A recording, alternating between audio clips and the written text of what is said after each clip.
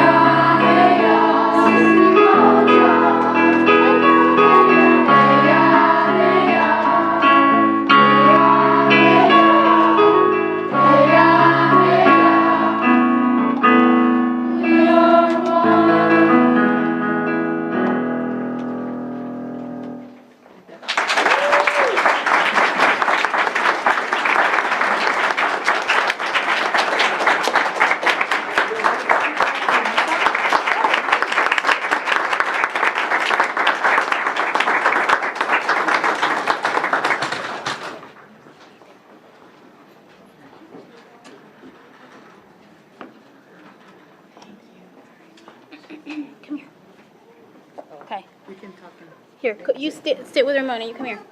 Come here. So that song Sisa Jamoja, right? What does it mean? You want to talk in my microphone? Can you tell everyone what it means? It means that we all are one. And what does that mean to you? We are one. Well, to me, it means that we all are connected and there's no inequality, and that we're like, we all breathe the same.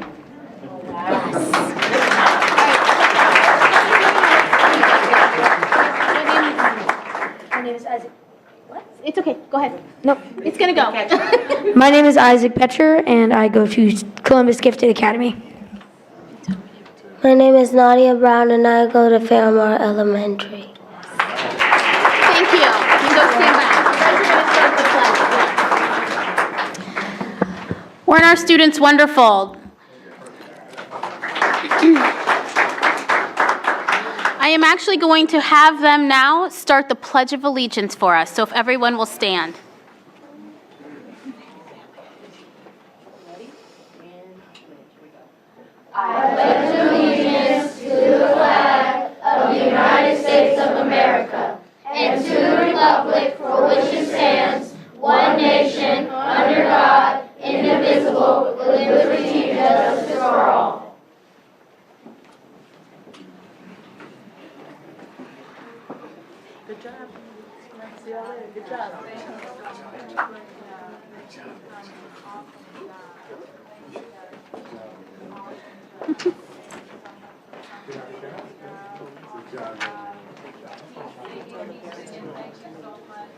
So thank you, parents and families who are here to support your students. If you are a parent or family member, teacher, anyone here to support these kiddos, will you please stand so we can recognize you?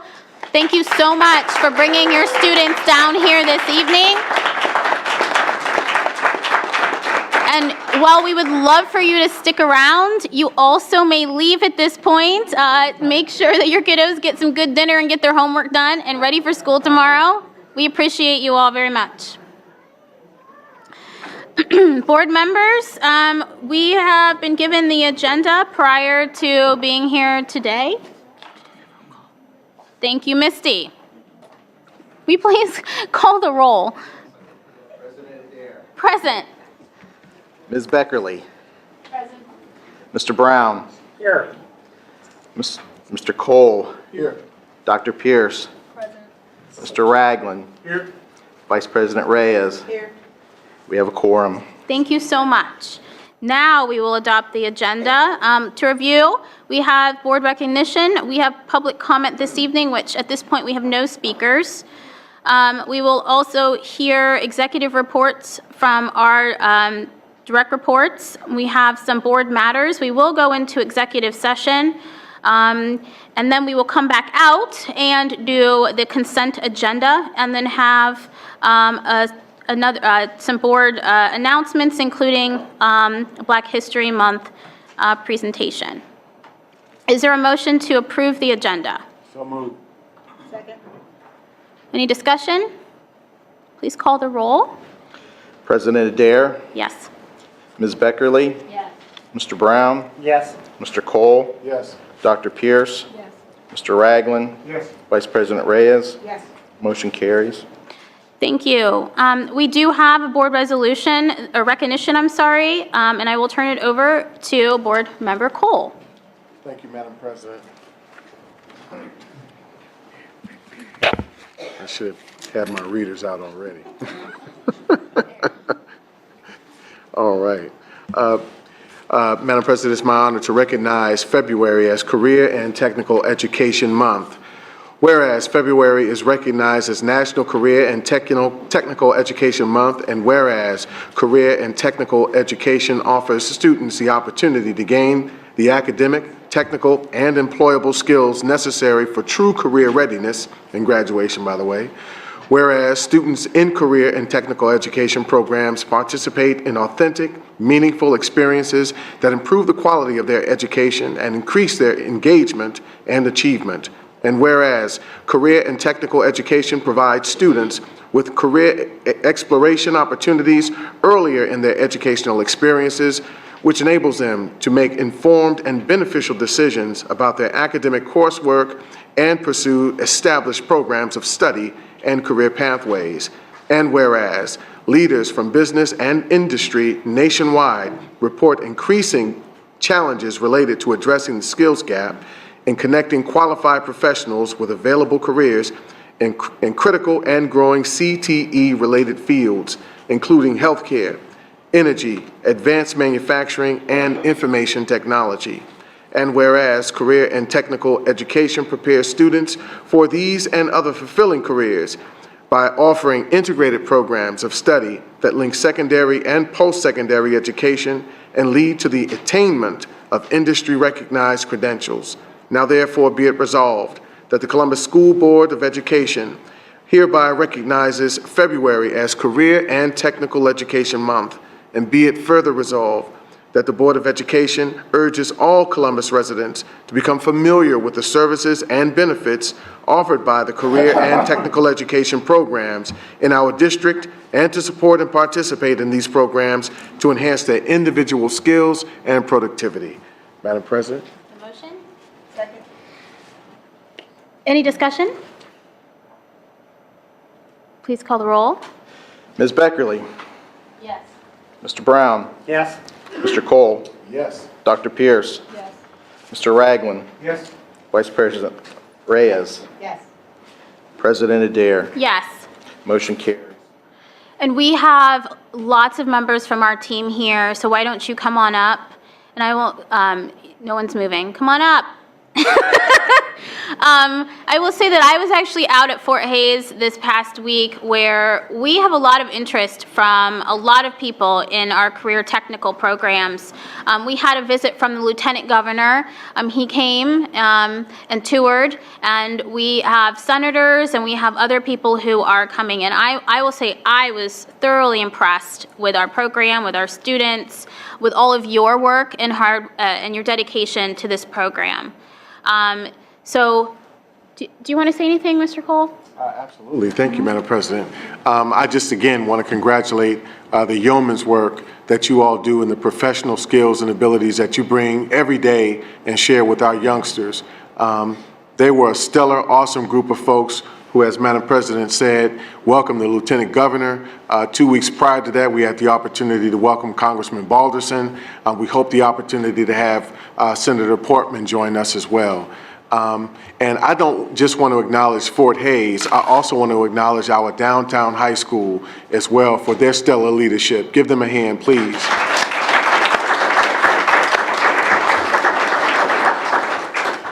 We have their principal here, we have their stellar leadership leading our law enforcement program. So you guys are doing an awesome job, and I go around the city all the time and say to the city folk that 9 out of every 10 of our youngsters are finishing with credentials, finishing prepared for leadership and service and empowered for success as citizens in the global community. I thank you for your work. Board Member Beckerly? I just want to add that having taught at Fort Hays for 8 years under Mr. Ruffin, and I saw firsthand the importance of the careers programs, and that they are critical. And I think that it's incumbent upon us as a board to find ways to increase them, find ways to get more internship opportunities for our students. I had a conversation with our law enforcement fellow at the United College Fund, not the United Negro College Fund luncheon. I don't know if you remember, we spoke. And we need to be creative, and we need to start younger in terms of encouraging our children to consider these options. They're critical. So we have those goals in mind. We'd love to hear from you guys. Thank you, Board Member Adair, Vice President Ramona Reyes, and the rest of the board, Dr. Stanford, and everyone at the table. We just want to thank you for the recognition. Dr. Ruffin, Cheryl Watson, Lauren Gardner, and Daphne Durden Willis worked so hard at the Career Centers, but I also want to recognize that we're in almost every high school, so Jason Johnson should be standing up with us, as well as The podium. Walnut Ridge has a very strong, and I know Mr. Chamberlain's here, so Career Tech is in every middle and every high school, and we are trying to expand. And with that, I just want to take the opportunity to introduce our new Career and Technical Director that is coming to help us grow so that we can become better and stronger, and this is Mrs. Celeste Lewis.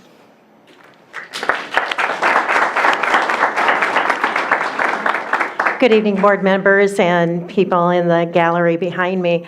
I want to just express my gratitude for being the selected candidate for this position. I'm looking forward to working with all the members within our community, as well as our students and staff, to make CTE great.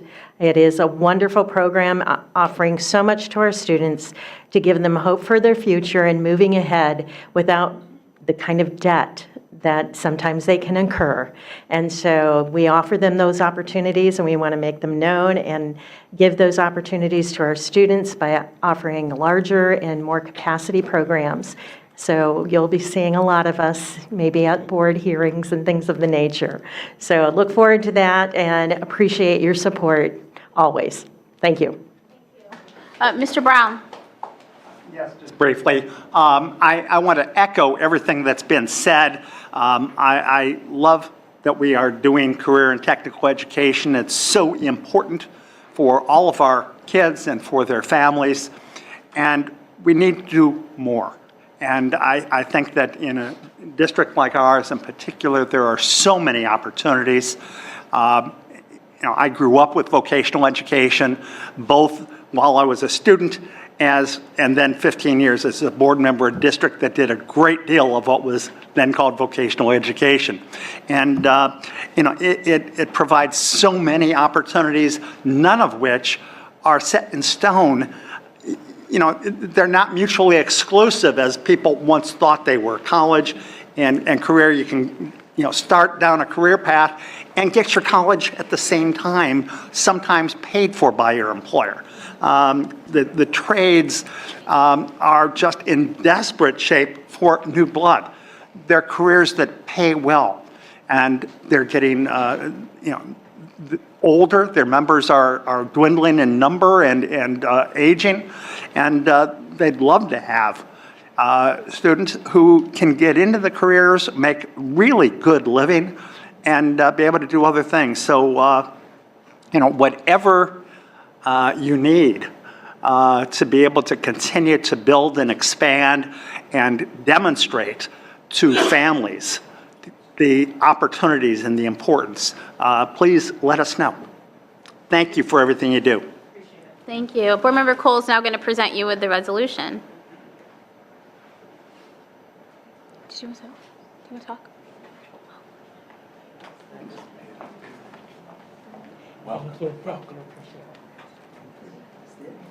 Thank you again. Thank you.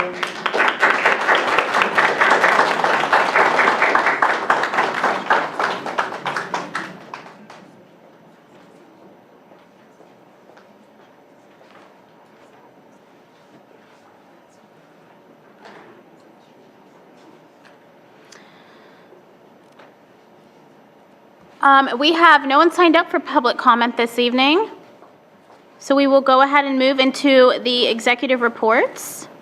Are there reports from the superintendent's office this evening? Yes, Madam President, members of the board. I would like to start tonight by welcoming our next set of student ambassadors to provide an update to the Board of Education on important events and critical issues at their schools.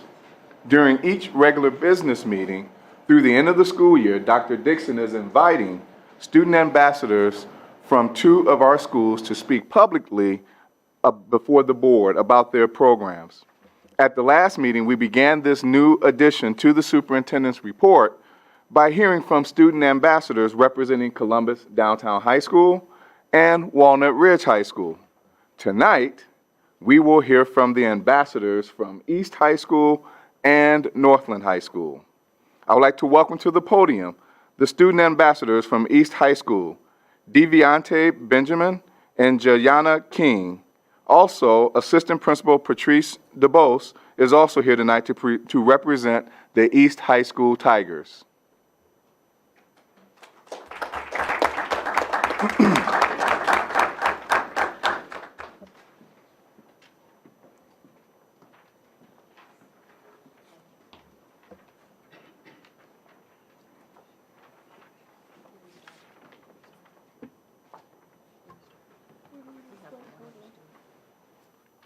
We have one other student, Tamaine Hill, who will also be going.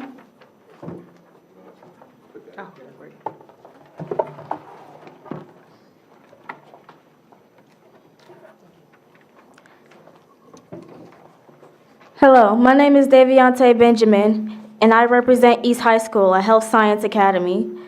For my presentation, I'll be talking about the Mighty Marching Tiger Band and what it has done for our school. The band works to display a great performance to our audience, whether it be in school or out. To do that, they teach us hard work, commitment, and reliance. We work hard for our strong movements. We commit to every practice that we attend, and we rely on each other for support and learning. As well as As a band, we are a second family to all who join. Learning to play an instrument is also beneficial. Students who are willing to play an instrument for the university that they are willing to attend are more likely to get scholarships and funding. As a performing band, we get to perform outside of school too. Recently, our band has performed for the mayor's luncheon. Being one of the members, I experienced all of this, and I'm happy to tell you of my experiences. Thank you.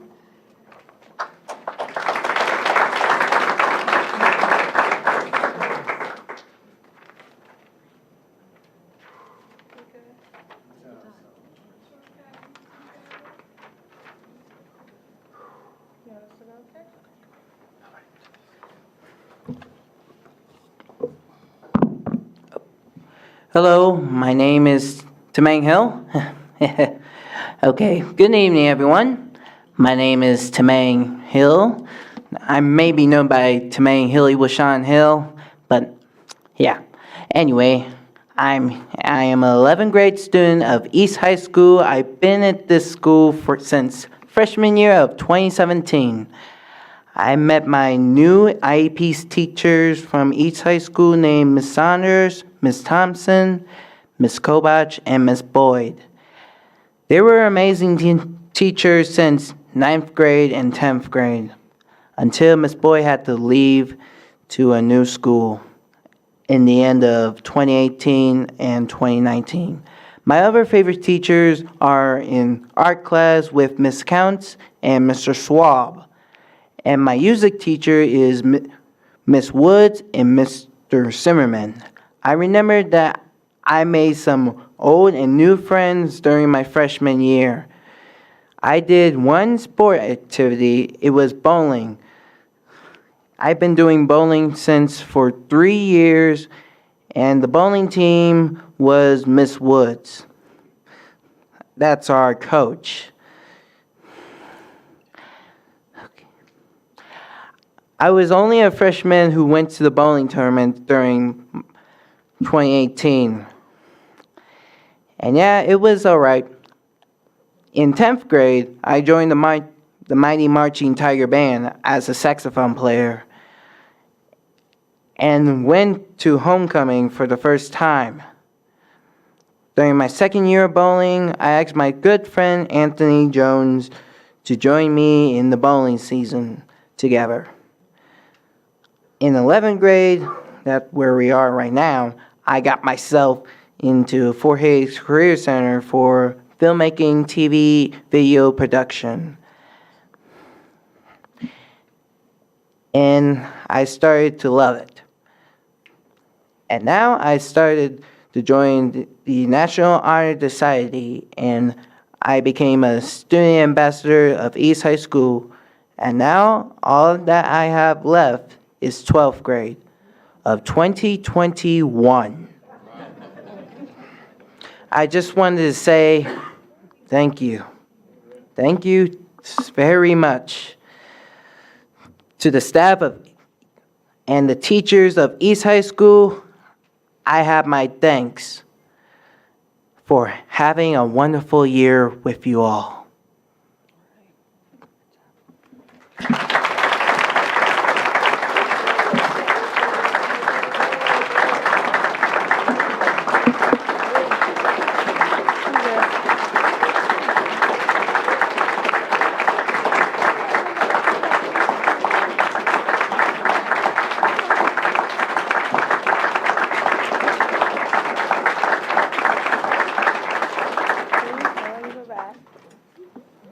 Thank you, Tremaine, for that wonderful speech.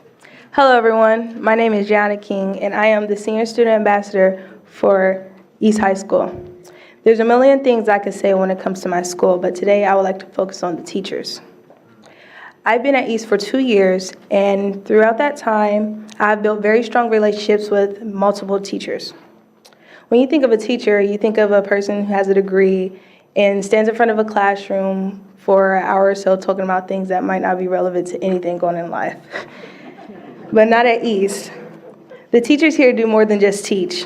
For example, in the top right corner of the poster board is a picture of Mrs. Nara. She is our 11th grade English teacher, and she is also my College Credit Plus instructor. This is our second year that our school has been introduced to the College Credit Plus program. Mrs. Nara has worked with us throughout the whole year. The class has given me a head start to college. And Mrs. Nara has done an excellent job with helping us prepare for what it's going to be like in an actual college class. Every day we learn something new, and every week there's a new project or assignment that needs to be due. She goes through everything with us to make sure that we know what we are doing. And she has helped me improve myself as a student and as a writer. Starting the year, I didn't think that I would learn as much as I did. And even though the class is still in session, I know that I'm going to finish the year off feeling more confident than I was starting it. Our teachers play many roles in each student's lives. For example, in the top right, the one underneath the top right one is a picture of Mrs. Woods. She is our school yearbook coordinator, bowling coach, band director, and she is my softball coach. I started softball last year. I was new and I didn't have a clue how to play. Mrs. Woods was very patient with me, and she taught me many things throughout the year. There were many days where I wanted to quit, but she never let that happen. She believed in me and she pushed me to become the best I can be. By the end of the year, I had hit a home run, and even though it was me who hit the ball, it would have never happened if it wasn't for her pushing me every day and believing in me and helping me every day. I'm not the only student who has been inspired to do better things at the school thanks to the help of the teachers here at East. These are just 2 examples of the great things that happen here, but there are many more. No matter if the teachers are helping us in the classroom or pushing us to beat our personal record on the field, they are always there and they always keep us motivated to become the best we can be. And as we say every day, at East we are engaged, accountable, scholarly, and we work as a team. Thank you.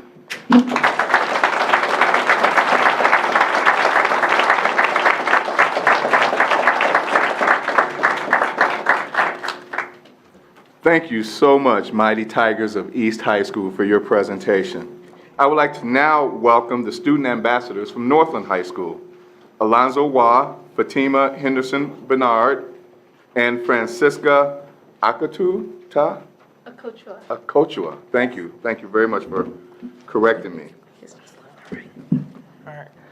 Good evening. My name is Alonzo Wah, and I'm a graduating senior at Northland High School. I am here tonight with my colleagues Fatima and Fran to share with you some of the characteristics that makes Northland High School a special place to learn and grow. The first thing that makes Northland special is our diverse students and staff. When you go through the classrooms and hallways of Northland, it is clear that we have a global community that understands and appreciates diversity and teamwork. We have dedicated staff members who really go out of their way to get to know students and provide opportunities that prepare them for life. What also makes Northland unique are our 214 unique course offerings. With 2 career tech pathways in engineering and business, along with 15 dual credit and AP courses, Northland has something for everyone. We are the only high school with AVID classes at each grade level that focus on college and career readiness. Thank you, Alonzo. What also makes Northland special are our numerous and competitive sports and clubs.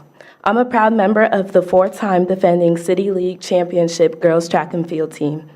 And if you're not the athletic type, we also have many different clubs for students like Rocks, The Voice, Link Crew, and my favorite, the Northland STEM Club.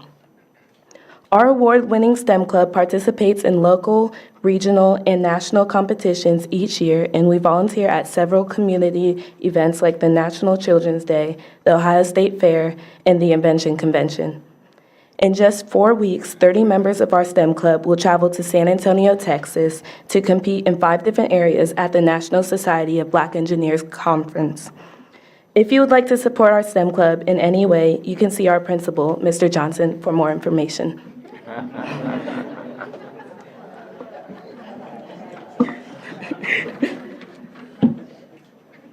Thank you, Fatima. Another way Northland is special is the fact that we have engaged parents and active alumni. Families support Northland through organizations such as the Instrumental Music Parent Association, the STEM Parent Association, and the Parent Boosters. Not only do our parents attend concerts, theater productions, and athletic events, they also participate in specialized meetings to enhance their students' academic success. Our Alumni Foundation, 50 years strong, supports Northland with financial donations, academic awards, and college scholarships. We are also fortunate at Northland to have quite a few community partners who helped our students gain leadership experience. Students participate in leadership camps coordinated by the Easton Foundation. They receive paid summer internships through the STEM Industry Council, and many students use the services of our school-based health clinic, just to name a few. And lastly, what makes Northland unique is our student success model, which has 3 parts: aspire, achieve, and adapt. Aspire means to have big dreams and not put a limit on our success as students and as citizens. Achieve means to set meaningful goals and put forth the necessary effort to make those goals a reality. Adapt means to be willing to be flexible and open to new ideas when the old ones don't work. So we would like to end our presentation the same way we end our announcements every morning. Aspire, achieve, and adapt. That's the Viking way.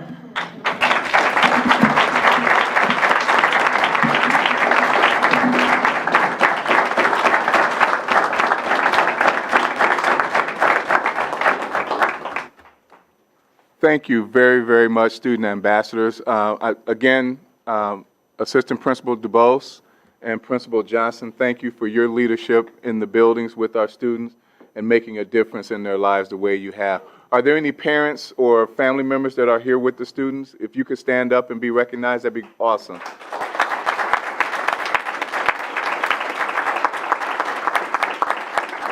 And if there are any teachers who are also from Northland and East High School who have supported the students, would you please stand and be recognized as well?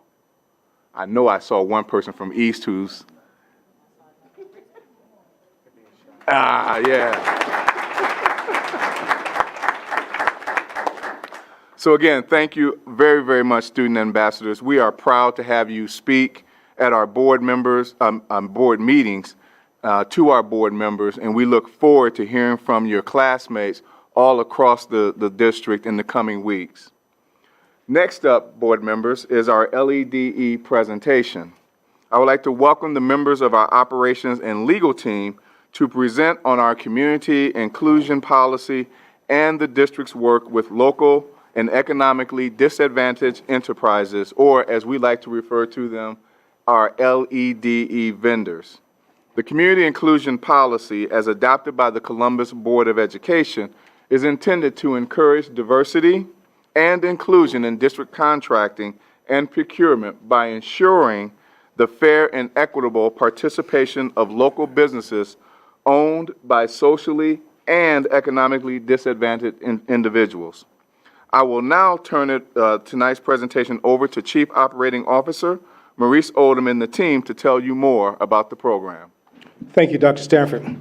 To President Adair, Vice President Reyes, members of the board, Controller McCammon, Intern Auditor Smith, and Deputy Superintendent Dr. Stanford. Thank you for the opportunity tonight to speak on the LEDE Community Inclusion Policy 6400, Local Economically Disadvantaged Enterprises, better known as the LEDE program. Tonight, we will give you an overview of the District Community Inclusion Policy 6400. Tonight's team with me will be Terry Wise, Outreach Coordinator, James Barnes, General Counsel, Annette Maru, Senior Executive Director of Business Operations, myself, Maurice Odom, Chief Operating Officer. I want to give you some highlights of the Community Inclusion Policy. The policy is race and gender neutral. The intent of the Community Inclusion Policy recognizes that a number of local businesses that support the school district have a competitive disadvantage with respect to contracting and procurement due to their size, social, economical status. The district seeks to ensure the fair and equitable participation of these local businesses. The board has adopted race and gender neutral measures for the participation of local and economically disadvantaged businesses. What I'd like to do, I think is very important, is to give you definitions of what local economically disadvantaged enterprise means, better known as we call the acronyms LEDE within the district. First of all, local.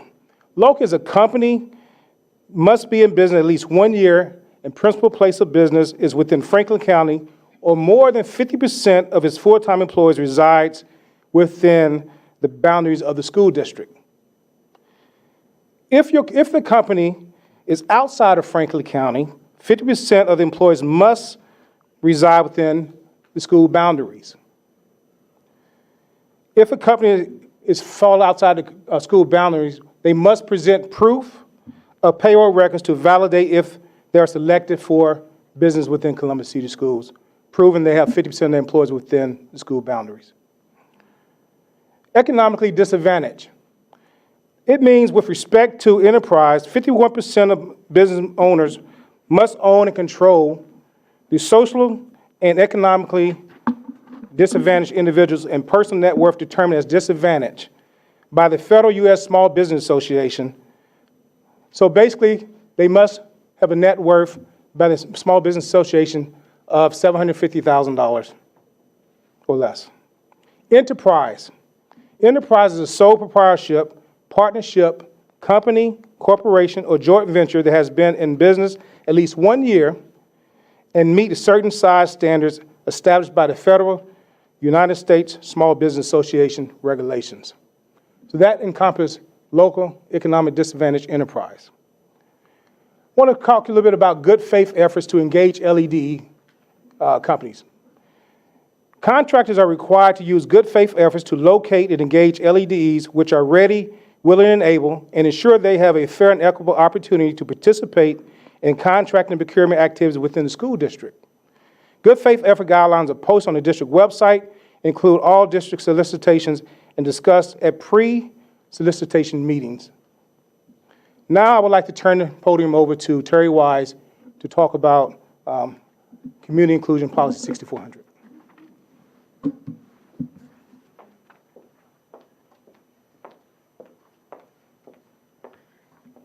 Good evening, everyone. The Outreach Services Office was established in 2001 to engage small and disadvantaged businesses in the district's contracting and procurement activities. In 2002, the Board of Education placed a bond initiative on the ballot to rebuild and renovate approximately 46 schools. Local small business owners petitioned the Board of Education to establish a formal policy to guarantee that local small businesses would have fair and equitable access to contracting and procurement opportunities, both as prime and subcontractors with the district. A committee comprised of board members, local vendors, internal staff, community interest groups, and trades associations, drafted the community inclusion policy, and the Board of Education conducted a series of public hearings for feedback of the proposed draft policy. The community inclusion policy was originally adopted in 2004. The Outreach Office serves as a resource center to provide internal staff and external vendors assistance in locating and identifying ready, willing, and able local economically disadvantaged enterprises to compete for contracting and procurement opportunities on district projects. Not only does the Outreach Office notify LEDE vendors of contracting and procurement opportunities, the office also facilitates meetings with LEDE vendors and internal staff and assists large prime contractors in meeting the LEDE goal by encouraging subcontracting partnerships and joint venture initiatives. Vendor information, including the online vendor registration, the LEDE certification affidavit, and information regarding the district's bids, proposals, requests for qualifications, as well as the certified LEDE list, are located on the district's website, and that LEDE list is updated monthly to include all newly certified LEDEs. At this time, I would like to introduce the General Counsel for Columbus City Schools, Mr. James Barnes. Good evening. When the district and the board began to develop its LEDE program, it had to consider 2 Supreme Court cases, 2 United States Supreme Court cases. The first case, the City of Richmond versus Croson. In that case, the city passed an ordinance which established a 30% goal in awarding construction contracts to minorities. The purpose of that ordinance was to rectify or remedy past discrimination of minorities in the construction industry. The court, the United States Supreme Court specifically found that that ordinance was unconstitutional because the contracts were issued on a race and or gender basis. The court used what's called a strict scrutiny test. That test basically means that the statute or ordinance is presumed to be unconstitutional, meaning that the city of Richmond bore the burden of proof to establish that it was constitutional. The court specifically found again that a mere underrepresentation of minorities in a particular sector or industry when compared to general population statistics is not enough to initiate affirmative action. And that decision was rendered in 1989. 6 years later, the U.S. Supreme Court took up yet another case, but it was at the federal level involving a federal program. It used the same strict scrutiny test in that case. In that case, the Department of Transportation had initiated a program whereby those who were receiving prime contracts, those companies were compensated if they subcontracted with minority companies. It was not a quota program.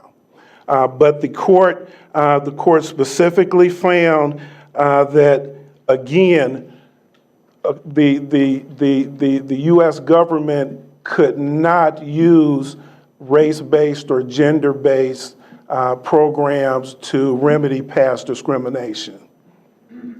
And what the department, the goal they established was at least 5%, at least 5%.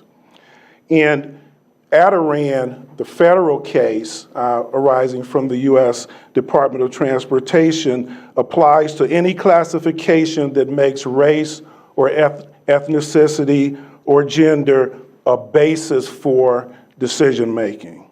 Like Croson, the court held that Again, it could not be used to correct past discrimination. Now, Croson and Andoran do not expressly prohibit programs that allow cities, states, or the federal government to use race as a measure. It simply can't use it as a determinative factor. What that means is that mere outreach and recruitment efforts do not violate either of those cases. And that's what the board's policy does. In short, you can use race and gender as a factor, but not as a quota.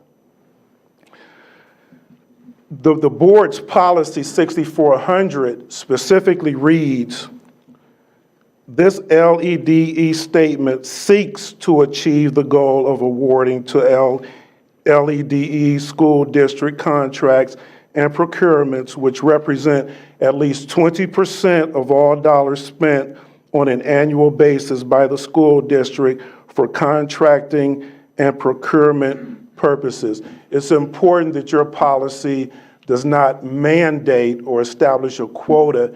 It specifically provides that it will seek to achieve that goal. Again, that's important to avoid running afoul of the U.S. Supreme Court decisions. Therefore, the board's policy intentionally is race and gender neutral to avoid violation of those two Supreme Court cases which prohibit race and gender set-aside programs. And again, as the slide says, the district's LEDE program is not a set-aside program. I now yield to Annette Marood.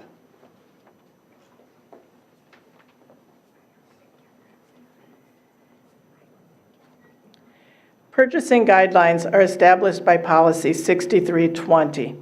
These guidelines are related to the achievement of the LED participation goal at all threshold levels. First, there are no restrictions for purchases less than $10,000. This provides an opportunity for the managers to utilize LED vendors. 3 quotes are required for purchases between $10,000 and $25,000. Managers are encouraged to solicit quotes from LED vendors as part of this process. For all purchases over $25,000, a competitive process is required. Let's look at these processes. First, an invitation to bid. The vendor with the lowest price is awarded the contract. An LED statement is attached to the all bid packages. The statement reads that vendors are encouraged to make a good faith effort to include LED subcontractors. And this statement is included with all bid packages that are published on our website.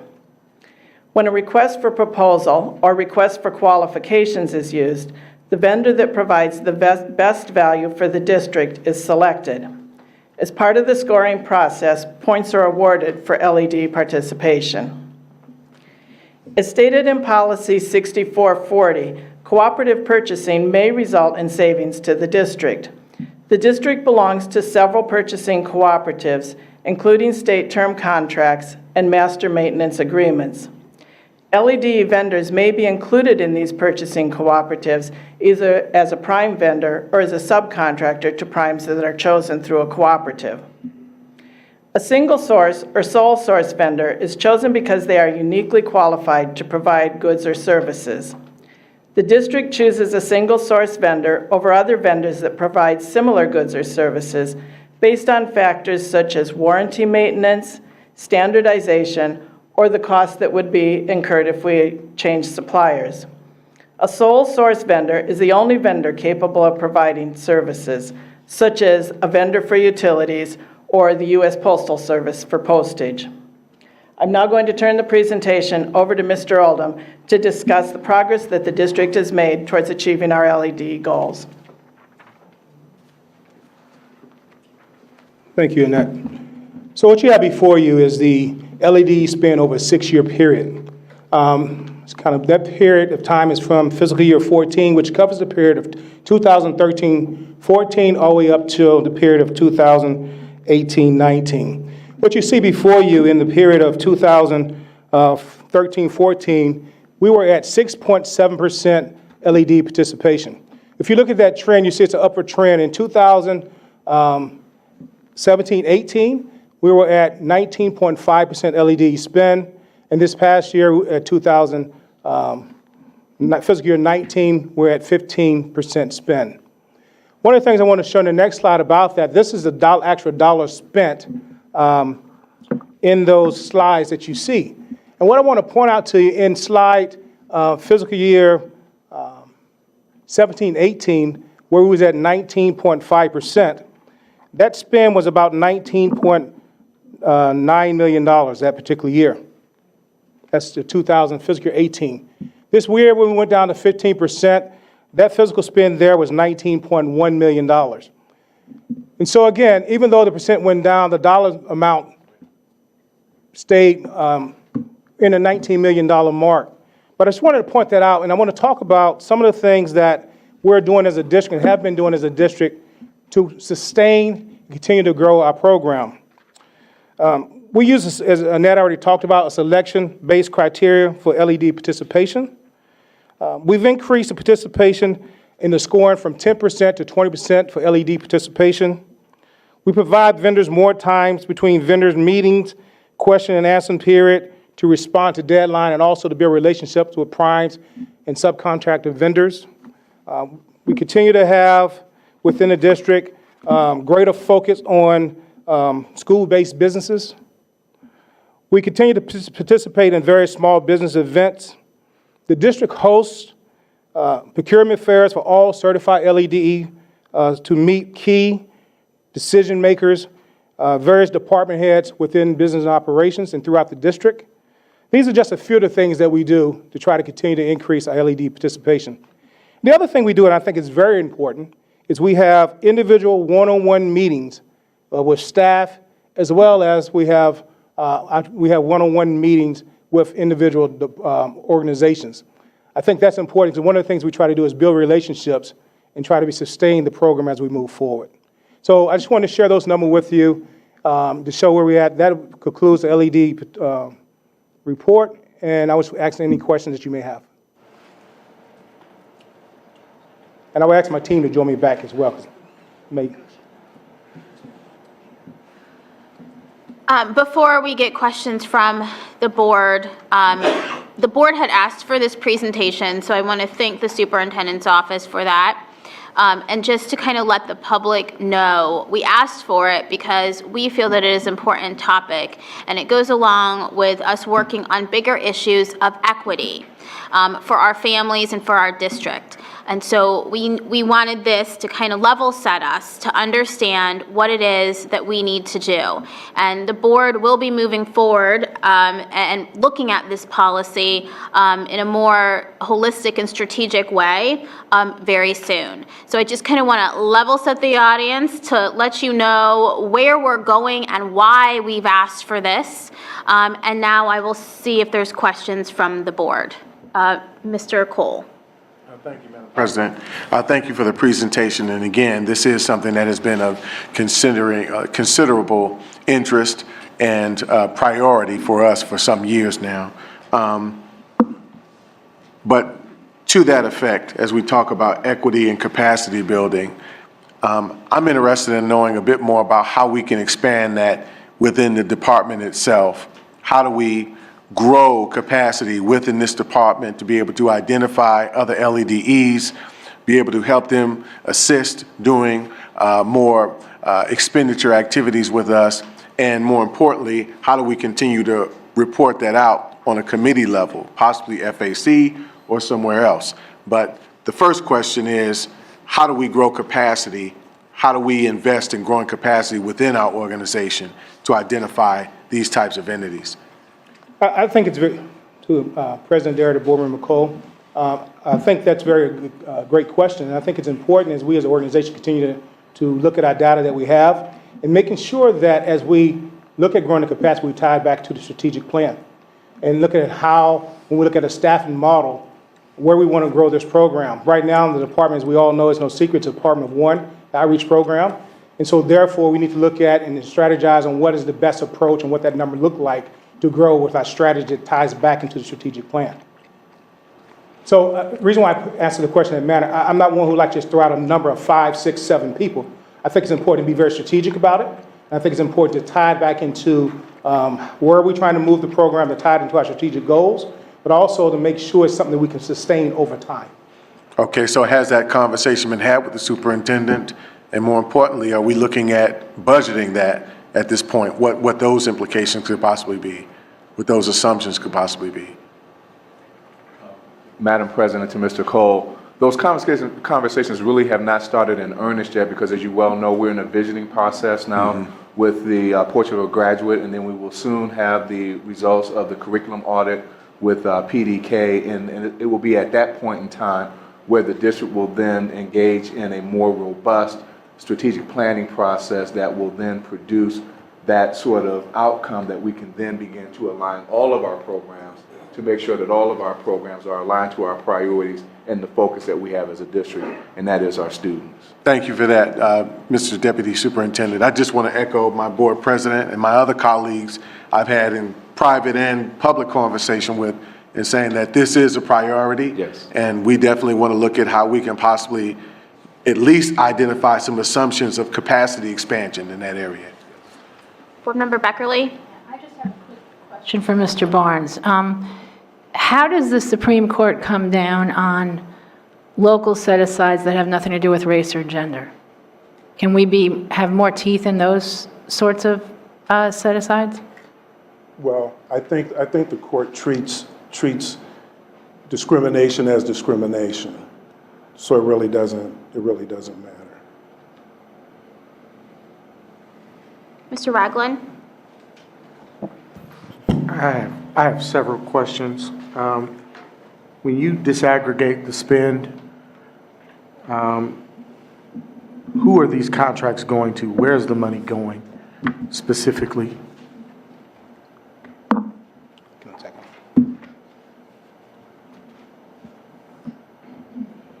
So for the 2018-19 year, we was at 15%.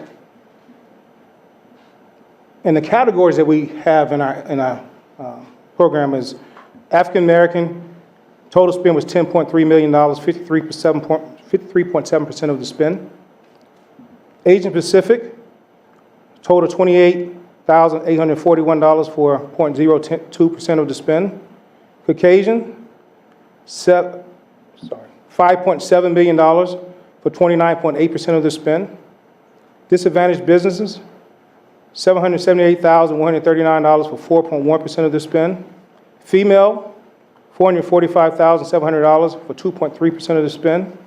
Hispanic, $1,282,548 for 6.7% of the spend.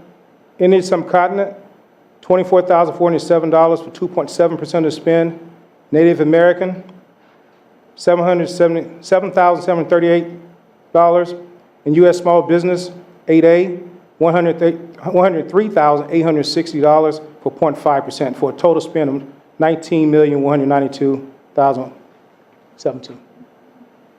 And what's that percentage of our budget total?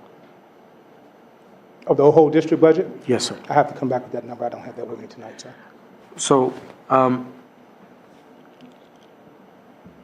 is Ms. Wise the first director of this particular area within the district? Ms. Wise? And let me back up to answer your question a minute ago. When you asked what percent of our budget, our controllable spend, that is 15% of the controllable spend. Okay, yes, sir. Okay, I got you. Thank you for that.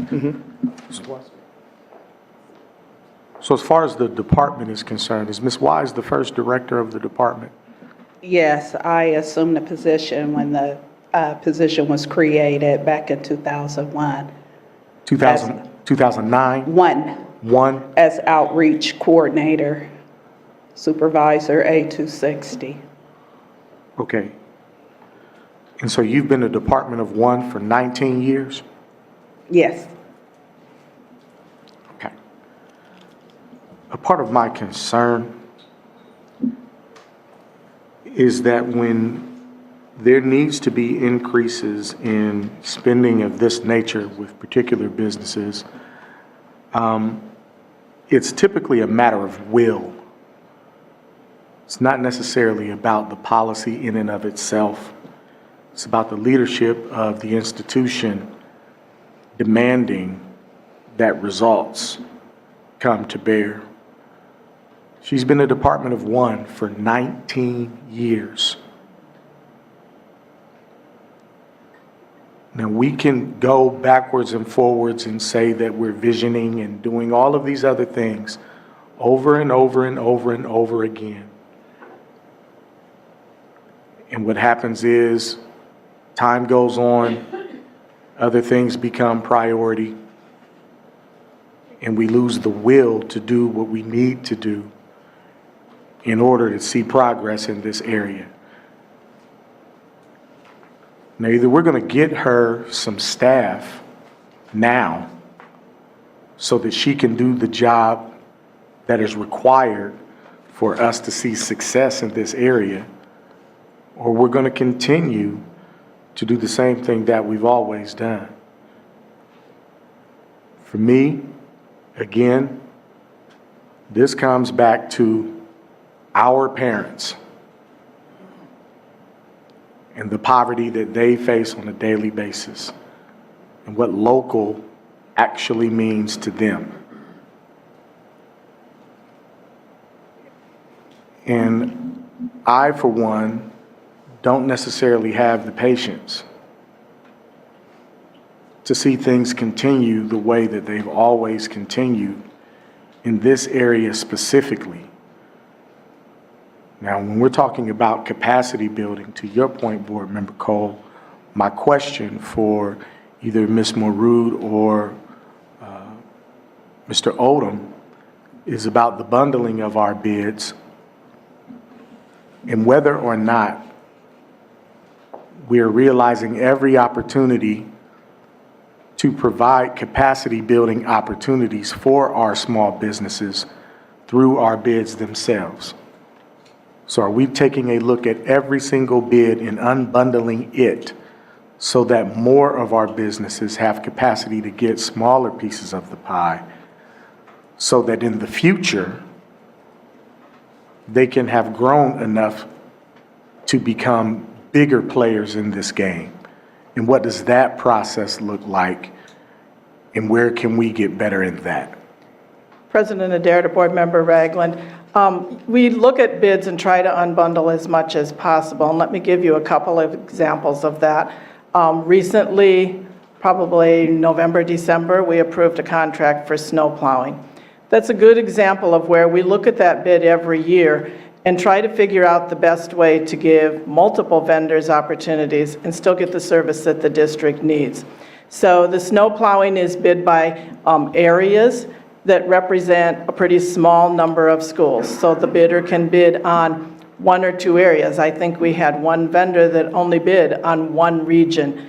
We had several vendors that bid on more than one region or would lump the regions together, but they were still looked at individually when we awarded the contracts. So there's an opportunity for a small vendor who doesn't have the capacity to do half the district or the entire district, but can do a few schools that are right together, and they're able to get to those schools and do it in the time that's needed. So that's one good example. There's a contract on the agenda tonight for packaging supplies. It just so happened that one vendor won all three parts of that contract, and that is an LED vendor. But it was split up and done as a line item bid, so different vendors could bid on the different parts of the contract. So we try to do that as much as we can and as much as it's feasible and as much as we can get efficiency for the district by doing it, because it does provide a lot better opportunities. We also encourage subcontracting for vendors.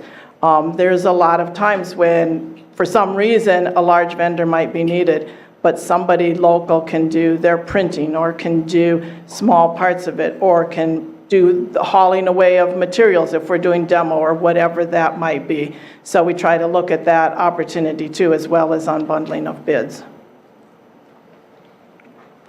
Thank you for that, ma'am. Are we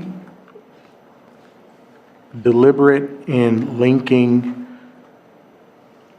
many of our certified LEDE businesses with our banking institutions for access to capital. Essentially, what I'm saying is whoever we bank with as a district, are we saying to them, here are some other businesses, local businesses that you might want to talk with about opportunities that would allow you to bank with them and get access to capital? Because part of being a small business owner, if you don't have access to capital, you can't grow and expand your business to even secure larger contracts. So are we deliberate in saying, here's who we bank with, here's who our certified LEDE partners are, can you all just talk to each other and see if there's some opportunities there? President Adair, Board Member Ragland, that's not been part of our practice. I'll make note of that, but we've not had part of our practice to connect and link to banks. Our practice has been to link to other vendors to try to partnership, not from the capital standpoint. So that's outside of what we've been practicing. Board Member Ragland, can I pause you and give some colleagues, and I will come back to you, sir? Yes, ma'am. Okay, so I'm going to go with Dr. Pierce. Thank you so much. Thank you for the presentation and the work that your department does. I appreciate my board colleagues for asking questions related to capacity and disaggregating figures and around staffing.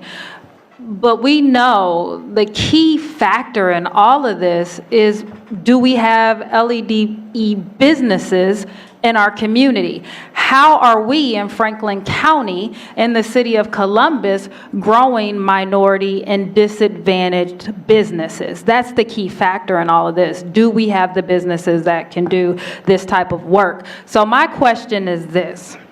Because we have our portrait of a grad coming, because we are focusing on the greatness that our district will achieve in the future, what strategic action do you aspire to take that can effectively engage our community in the work of identifying minority and disadvantaged companies that our district can work with?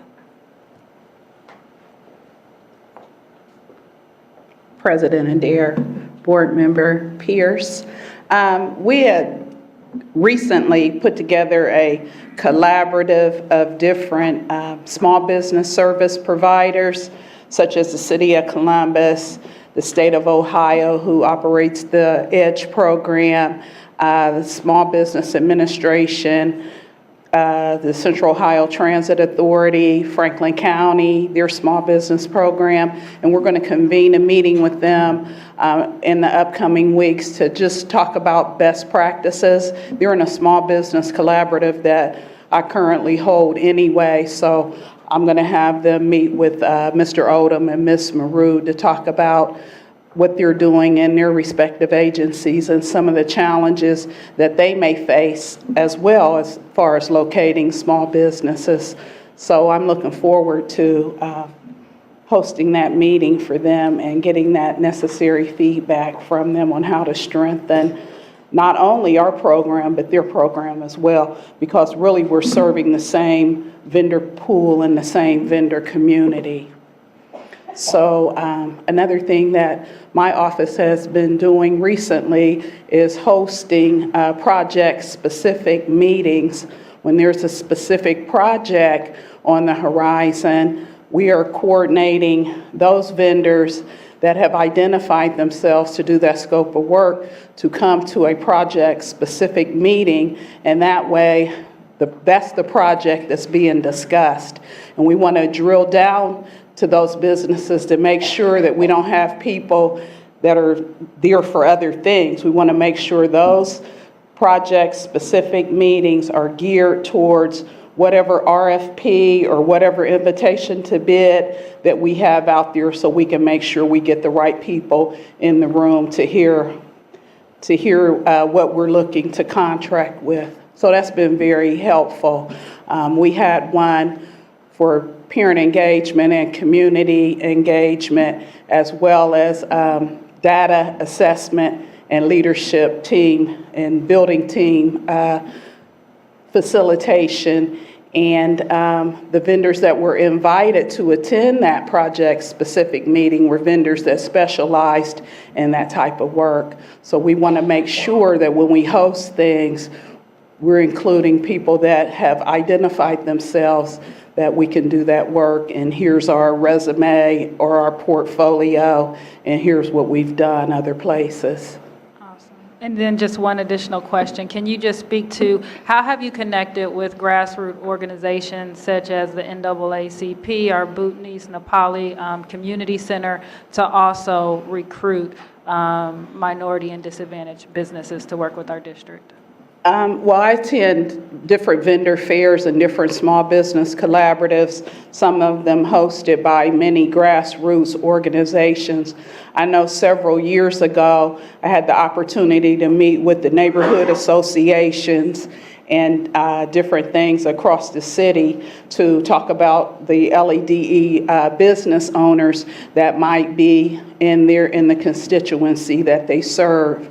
So I was able to go to like Franklinton and the Near East Area Commission and many more across the city, the Clintonville Civic Association and different things like that, to talk to them about the program and the importance of having local small business participation.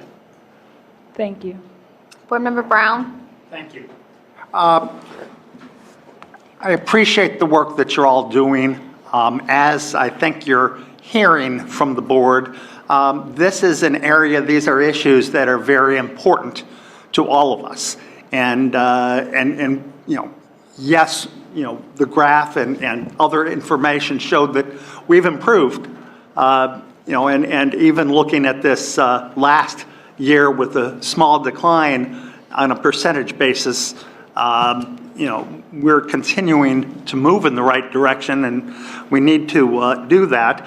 I agree with the sentiments expressed by my colleagues and Mr. Ragland, who suggests that, you know, one person alone maybe needs some more help, but I think that's something that we might say we would be willing to support that if there was, you know, a need for that, and it's really an administrative question on whether, you know, having more staffing would accomplish the kind of goal that we'd like to see. We also are aware that, you know, certainly in this climate, we have to be aware of the legal context and the legal climate in which we're operating. We want to, you know, my suspicion is that we want to go as far as we're able to, but that, you know, we're not looking to go beyond that. You know, there were some nice dissents written in the Croson case. Justice Marshall in particular, along with Brennan Blackman, wrote, pushing for an intermediate level of scrutiny rather than strict scrutiny. And that would make a big difference. But the court, as I think we all know, has moved over the last 30 years since that time in a much different direction. And I'm not sure we could even get strict scrutiny if the court today were to look at it. So, you know, we have a climate that we're operating within, but I think, you know, what we need to do is take a fresh look and see, are there areas where we can do differently, where we can make some improvements. It's not something we're going to solve tonight, but it's something that, you know, I think that many of us or all of us are probably interested in doing. And you know, the big picture is equity that we've said repeatedly is important to us and is something we need to work on. And this is an important area for us to demonstrate that. Thank you. Board Member Reyes. Thank you. I really was just going to say a little bit about what Dr. Pierce stated, so I'll just add a little bit that might also address Board Member Ragland. when we're looking at minority businesses, I think a couple years ago, Ms. White, you did a vendor fair. I think Columbus City Schools did a vendor fair where we invited minority vendors and suppliers to come and talk and look at what our contracts look like. We walked them through the process, correct me? Right. Right, we walked them Small through and the process. disadvantaged businesses. Right, so we did a lot LEDE, so I just want to make sure that it's not out there that work hasn't been done, because I do recall inviting LED businesses, talking to them about the process. How do you bid? What are the requirements? How do we increase? And you were actually asking questions from them to see who do you know to include those folks in there. So I just wanted to add the ECDI, Women's Business Center. You talked about this SBA, but there's also the Latino Small Business Association. And I know that private businesses have supplier diversity officers, and those are very small offices also, but they have an opportunity to reach out and have vendors, and maybe as you're planning your next event, ensuring that we invite those folks, because they might have some contacts. Usually from a nonprofit, from a private industry, you're probably going to see more national versus local folks, but there might be an opportunity to get more leads if we include some of these other organizations. This summer, we hosted a vendor fair with ECDI where we had bankers. We introduced them, the contractors that attended, to the banking world and how to secure a loan through ECDI. So we are having those. In fact, right before the Christmas holiday, we had a vendor fair with capital improvements regarding some of the restroom projects that they had, and we made that specific to small construction contractors to come in and hear about the 6 or 8 restroom and vestibule renovations that we were getting ready to bid on. So those meetings are going on an ongoing basis. So I just wanted to ensure that even though we might not be inviting our bank, who we bank with, we are inviting people who are experts in lending versus us trying to do or being experts in everything. Our expertise is what is the business of the district and how can we reach out for those specific vendors to provide those services, and then bringing in those other experts into events like that. So I don't know if that answered your question, Member Ragland, but I think we need to ensure that we are experts in what we're experts in. Thank you. I'll get to you in a second. I have a question. First, I want to say thank you to the whole team tonight. It is hard when you are a department of one, and I think that that graph shows that every year we have made improvement, and last year we had a little bit, but money-wise, it was there. I hope you feel valued. I hope you feel appreciated in the work that you do, because it is very important. I think what you're hearing, and I think this is an industry issue, right? How do we rethink this? Because when these laws and rules and policies were created, we're in a different time. So it's time to move and adjust and maybe work with the city, work with the state, figuring out maybe a better way to do it. And I think that you are creative. I can hear it. You're doing it all by yourself. So I just want to take a minute and pause and say thank you to you. You're welcome. My question is actually for Mr. Barnes, just to be clear, because I think a lot of people know about the state's programs, the MBE, there's a WBE coming up. And in your remarks, you said that, the Supreme Court said you can't have those. So why is it that the state can do those specialized programs with elements of minority and women, as criteria, but that isn't something that we can do in our policy? Yeah, I thought what I said was that the courts have their decisions relate to race, gender, and other discriminatory factors being the decision, the primary decision-making of those who implement those programs. So if it can always be a factor, And that's what the state does. They use it as a factor. And in fact, the state does not have mandated percentages. They are called goals also. And I don't think they meet those goals. But it really doesn't matter what you call it. It's what you do in practice. And if you aggressively base the awarding of contracts or other services primarily based on race, gender, or any other discriminatory group, that's what gets you in trouble. It's really not how you word it. It's not word crafting of a policy. It's what you do. So I just want to be clear. So we cannot do a set aside. Right. Neither can the state. The state cannot do a set aside. I mean, there are different definitions of what a set aside is. Again, it's not what you call it. It's what you do. You can call it a set aside, but you still can't base the awarding of contracts or services primarily based on race or gender. Again, it doesn't matter what you call it. Ms. Wise, did you want to jump in? Okay.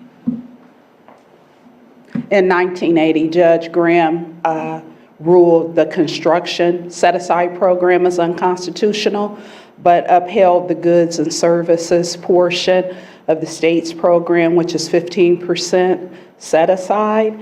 And the EDGE requirements are 5% for construction and 5% for goods and services, which I think that the state has met for 5 consecutive years.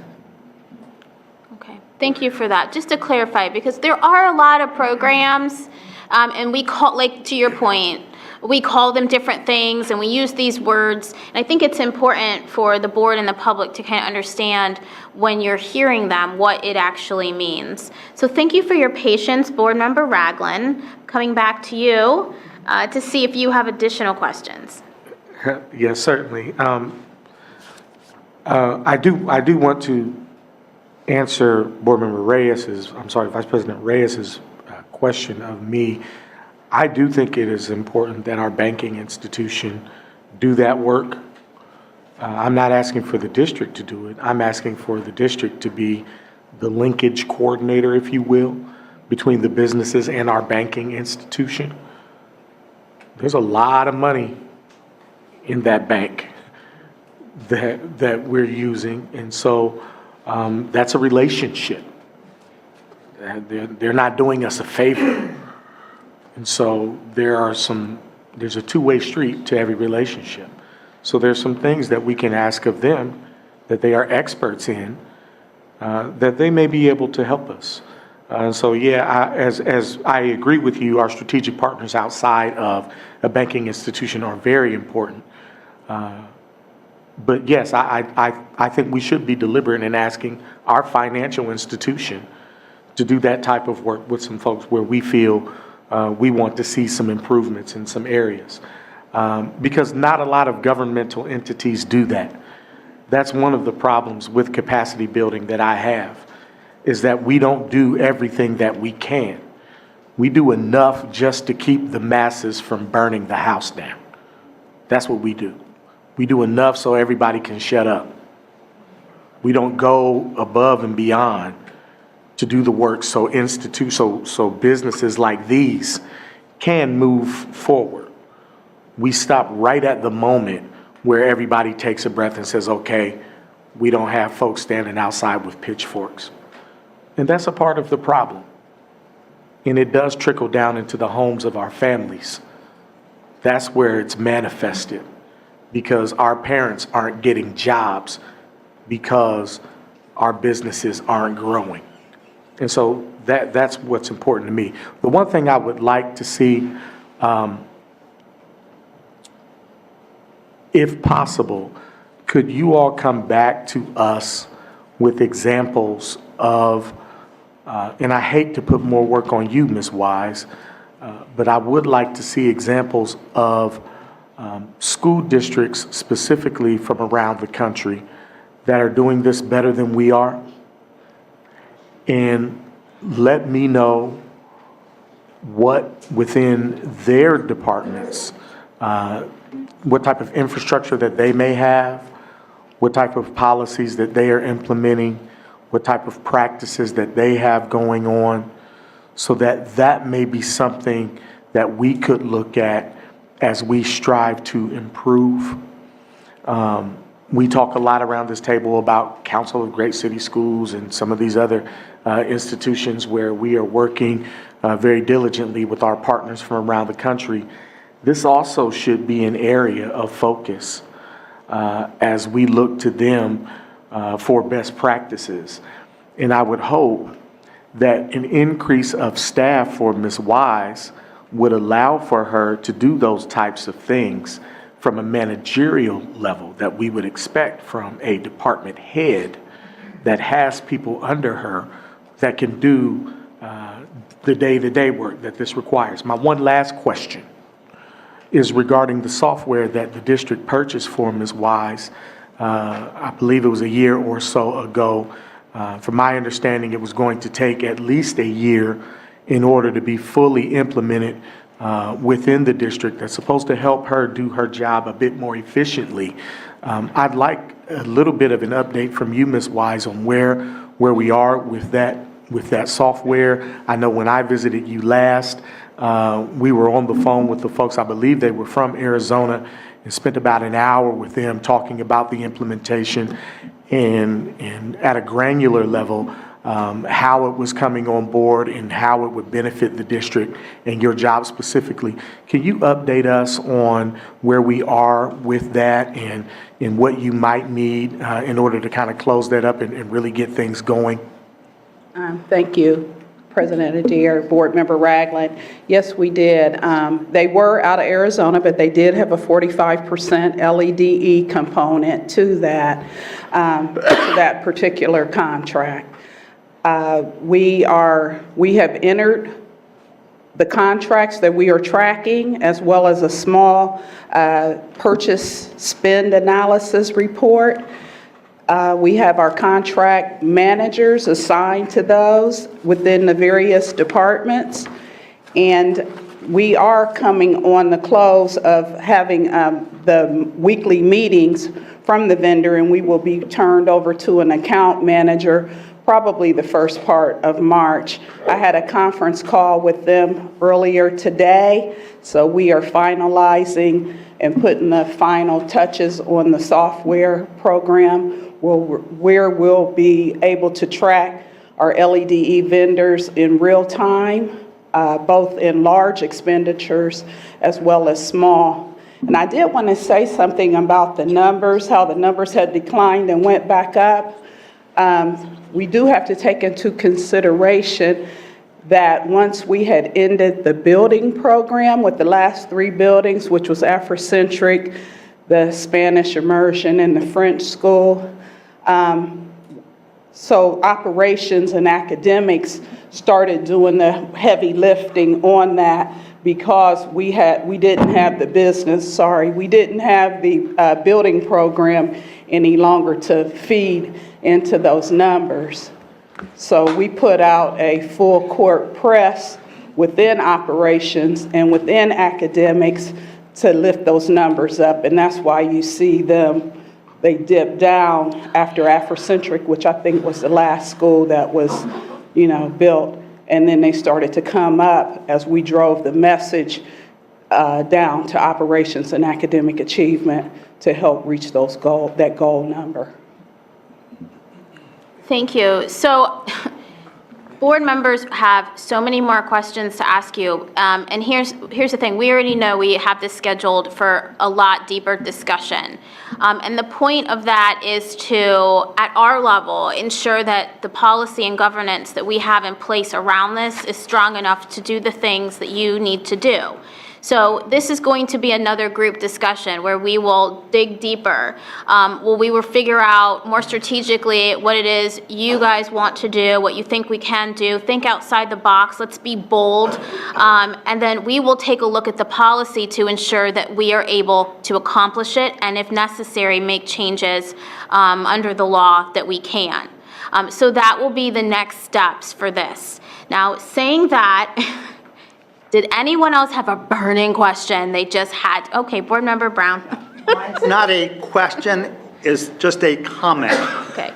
And that is, while I agree with what we're hearing in the sentiment, especially with a lot of James' questions, we have to keep in mind that we're not administration, and that we be mindful of our role versus that of our superintendent and our staff, and what we're asking people to do, and and how we operate. Absolutely, and that's why it's a partnership in this next conversation, so we need to strategically here, we want to go from administration. We as the board will look at policy. Board Member Cole had some ideas about how to get some more of this stuff in finance, to look at data and things like that.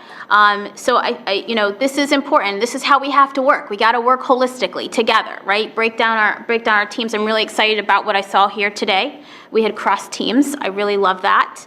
And so I will ask board members, if you have, in preparation for that meeting, if you have questions, other things you want to know, please get those to the superintendent's office so that we can be prepared. And then team, think outside the box. Like, what do we need? What do we want to do? Talk to your partners, talk to the community, figure out what things that you need us to look at in that policy, because this is going to be a two-way conversation where you will sit at the table with us. Okay. I will turn it back over to you, Deputy Superintendent. Thank you, Madam President and members of the board. And thank you, Mr. Odom, Ms. Wise, Mr. Barnes, and Ms. Marood for the presentation. Finally, the last part of the superintendent's report is that I would like to welcome our capital improvements team to give you an update on our Operation Fix-It renovations and repairs. Operation Fix-It, as you may recall, is a 5-year, $125 million initiative that is targeted towards our deferred maintenance needs in our buildings across the district. This program was funded by voter approval of Issue 57 in 2016. Over the 5-year period, Columbus City Schools is investing bond-backed funds on deferred maintenance projects such as roofing, HVAC, safety and security systems, fire alarms, plumbing, asphalt, concrete, lighting upgrades, and electrical systems. I will now turn the presentation over to Director of Capital Improvements, Alex Trevino, to update you on the progress that we have made on Operation Fix-It since its creation. Thank you. Good evening. President Adair, Vice President Reyes, members of the board, Controller McCammon, Internal Auditor Smith, Deputy Superintendent Stanford.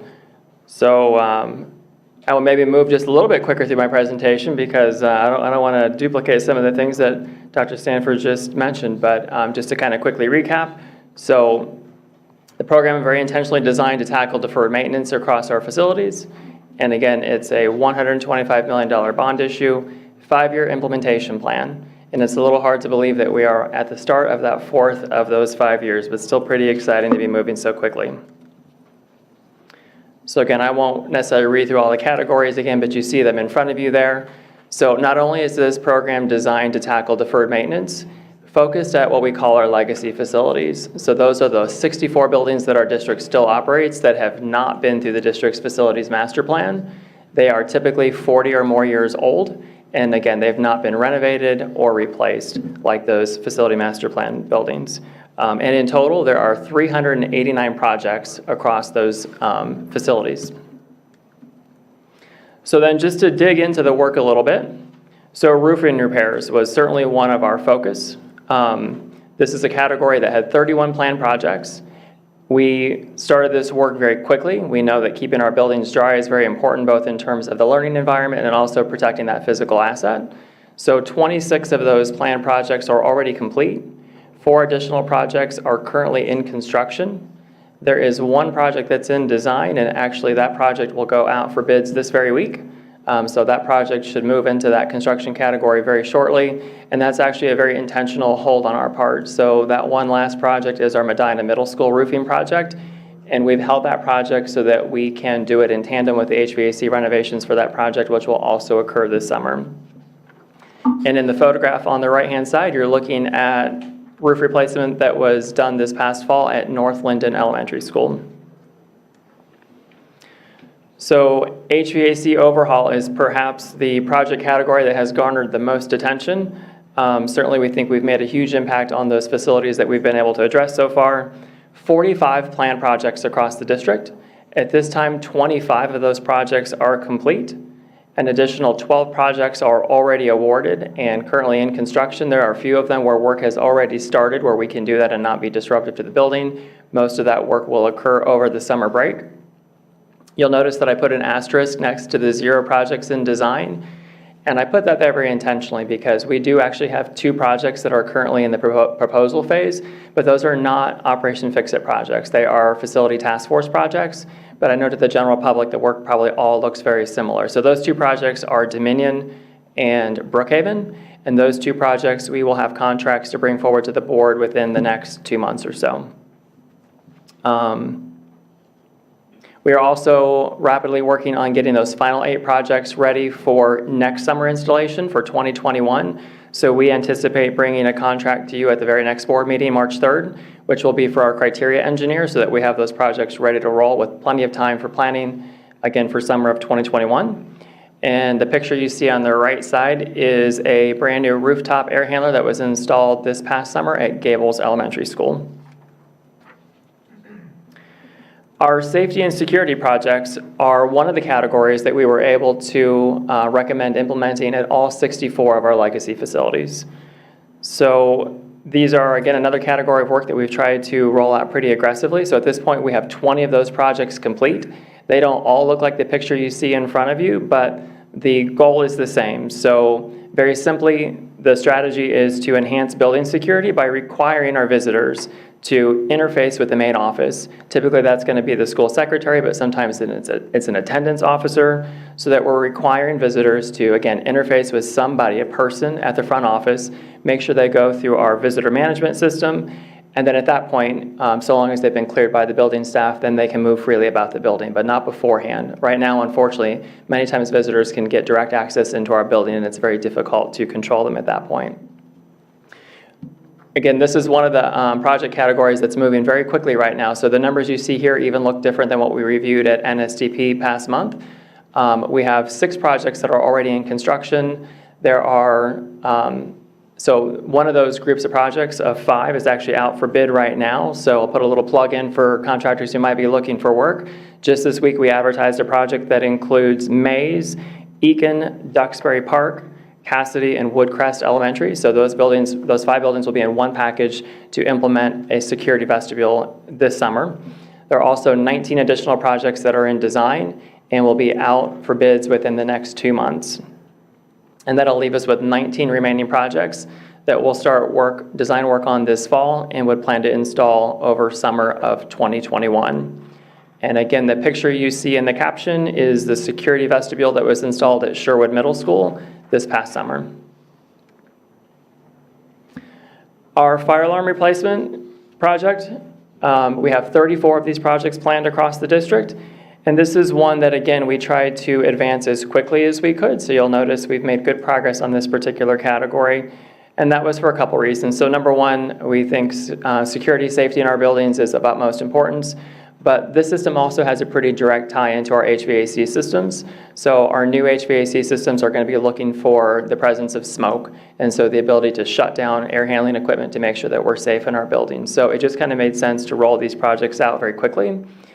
And then one of the other things that I think is very noteworthy about this category of projects are that there's been a fairly recent code change. So if you've ever been in one of our buildings when there's been a fire drill or somebody's pulled a fire alarm pull station, what you typically see is a lot of kids holding their ears because the alarm is just as loud as you can imagine, trying to get everybody's attention to get them out of the building. So the code recognized that that can be a little counterproductive, particularly in a K-12 environment. And so our new systems are actually voice activated. So once somebody has either pulled a pull station or a smoke detector has gone off, the system will tone, and then it will play a pre-recorded message. So it's much more calm, but still gets your attention, and make sure that our staff are able to interact with our students to get them safely out of a building. That same system is also able to play pre-recorded messages if the office initiates that. So we're able to announce things like a tornado and the need to shelter for that, a level 2 lockdown, a level 3 lockdown, or a shelter in place. There's also a microphone where the building administration can make any kind of announcement that might be relevant. So again, 24 projects complete. We have 5 additional projects in construction. There's 1 project in design, and we are making preparations right now to move those 4 remaining projects into the design category. Our plumbing upgrades are another one of the categories of work that we've been able to roll out at nearly all of our legacy facilities. 60 planned projects. Obviously, this is one of the ones that we put on the back burner a little bit to make sure we could get our bigger categories of work off the ground, but we're now starting to move into scaling that work. So we have 21 projects that are already either in construction or we're preparing to bring to board for contract approval. We have another 6 projects that are in design that will advertise for bids, I believe, next week. And that will leave us with 27 projects that we will plan to complete over summer of 2021. And then in this picture, you are seeing an image from our Highland Elementary School where we did restroom renovations this previous summer. And so you can see we have some brand new toilet partitions. There is a brand new shiny epoxy resin floor, and then just some general cleanup and paint in the overall space. Our asphalt and concrete category of work, we have 57 planned projects. 26 of those projects have been completed over the past 2 summers. We have 20 projects that just this week, again, I moved from the in design to the construction proposal phase, so we actually just received bids this morning. We still need to do post-bid review with that contractor, but this is a large enough contract that we would plan to bring it through the Neighborhood School Development Partnership Oversight Subcommittee this month, and the plan would be to bring it through to the board at the March 3rd meeting again. And then that will leave us with 11 projects remaining that, again, we would plan to tackle over summer of 2021. And in this picture, you are seeing a picture not long after the asphalt was resurfaced at our Columbus Alternative High School this past summer. Brand new asphalt and brand new striping. Lighting upgrades are another one of the categories of work that we were able to plan for all 64 of our legacy facilities. And we kind of intentionally planned this project in that manner for a couple reasons. So number one, we knew there was an ability to improve lighting, both the general quality, consistency, and the color temperature, which we knew could have an improved impact on the academic spaces, the academic environments. There was also some very practical reasons. So we knew there was a real opportunity with new technology and LED lighting to reduce our operating costs. So working in conjunction with our energy management office, we were able to complete 46 lighting upgrades this prior summer. There are currently 3 additional projects that are in construction right now. Right at the moment, we don't have any projects in design, but we did just start talking about how to address those final 16 projects. And we may tackle those projects this summer, or we may defer them till summer of 2021. And then in the picture, so unfortunately these lighting upgrades don't photograph all that well, so I was able to find one image. This is from our Ridgeview Middle School. So many of our lighting upgrades are simply replacing the lamps, just like the ones that are right above your head, and to the normal user, you wouldn't even notice any difference. But in a few cases, such as this picture, we were able to totally change out the light fixtures, gave this space a whole new look. But to the maintenance team, maybe more importantly, it dramatically reduced the number of lamps. And with the extended lamp life on these, should greatly reduce the amount of maintenance that's required to operate that facility. For electrical systems, we have 34 planned projects. 19 of those projects are complete, and this is one category of work where we knew we had some very antiquated infrastructure, main switch gears and electrical distribution. But in addition to dealing with that very aging infrastructure, to be able to expand air conditioning significantly across our academic facilities, we really needed to be able to increase the capacity of those systems to be able to accommodate those new systems. So this work is very much happening in tandem with our HVAC upgrades. So those 7 projects you see in design are at projects that will be receiving HVAC upgrades this summer. There are no projects in design right now, but we are just about to get those final 8 projects moving along with the HVAC work that I mentioned previously. And then finally, I wanted to wrap up with some statistics that kind of just highlight the accomplishments we've been able to reach at this point. So with those lighting upgrades that I referenced, so we have touched 2.75 million square feet across the district. It's a little hard to believe. It's a lot of square footage. We know we've improved the lighting levels. We have more consistent lighting. We have more consistent color temperature in the buildings. We've also been able to, again, reduce the maintenance. So knowing the extended life of those lamps means there'll be less work for our maintenance and custodial team changing lamps. And then what I think is maybe the most powerful part of this portion is the payback. So all total, we've contributed about $250,000 of Operation Fix-It bond dollars to this program. The maintenance team contributed another $150,000 out of their permanent improvement fund. And again, our energy office was able to secure state grants as well as utility rebates to help cover the remaining cost. And based on our data so far, we are seeing on an annualized basis a reduced electric bill of about $230,000, which means we'll pay back these improvements in about 21 months. And at that point, we'll be cash flow positive. And then finally, just some statistics on our HVAC projects. So of those 25 facilities where we have completed HVAC upgrades at this point, we have a net increase to our air-conditioned classrooms of 601. So 601 rooms that did not previously have air conditioning that do now. And then another 178 classrooms that previously had air conditioning that probably wasn't running optimally. It now it's been fully renovated, has new controls. And then with our work plan for this summer, another 149 classrooms that don't currently have air conditioning will receive it. And another 178 classrooms will have renovated HVAC systems. And the net result will be when we start the school year in August of 2020, we would expect a net add of 750 classrooms that now have air conditioning. And I'd be happy to entertain any questions you have at this point. Board Member Ragland. Thank you, sir, for a very detailed report. My question is around the lighting. We've had several fires due to lighting fixtures over the last year or so. With the upcoming projects that we have we identified the cause of what some of those fires were in the buildings? And what have we done to kind of rectify that so that we're not having those same issues moving forward? So President Adair to Board Member Ragland. So I can't necessarily speak to the specifics. I have a general understanding, but our electrical division as well as our energy office largely manage those projects. But I do understand they have identified the root cause of those fires, and they have ensured that we've got a process in place to make sure we don't see a repeat of them. Dr. Pierce? Really quick questions. The first question is, how often is our district transparency Operation Fix-It webpage updated?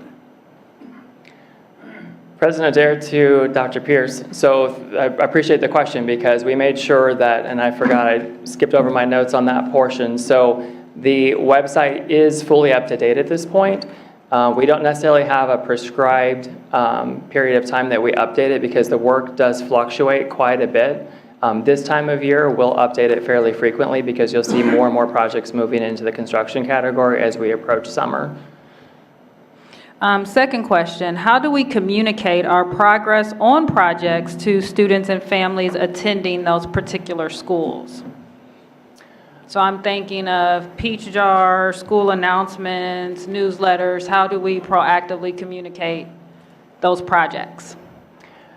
I can't say that we necessarily have been utilizing peach jar. We try to keep building administrators apprised of progress. That can be a little bit difficult over the summer, but certainly it's something we can we can certainly work with our communications team to figure out a better way to address, because it probably is a shortcoming right now. I would like to suggest that we do that. I think for our families and our students to be informed of the projects that we have planned and the progress that we're making on those projects communicates to them that a safe and secure environment is very important to us and for them, and that we're taking action to make that happen. So I thank you in advance for being able to do that. My third and final question, as I review our district transparency webpage, I see, for example, that Eastmoor has 7 planned projects, but only 2 have been completed across this time frame.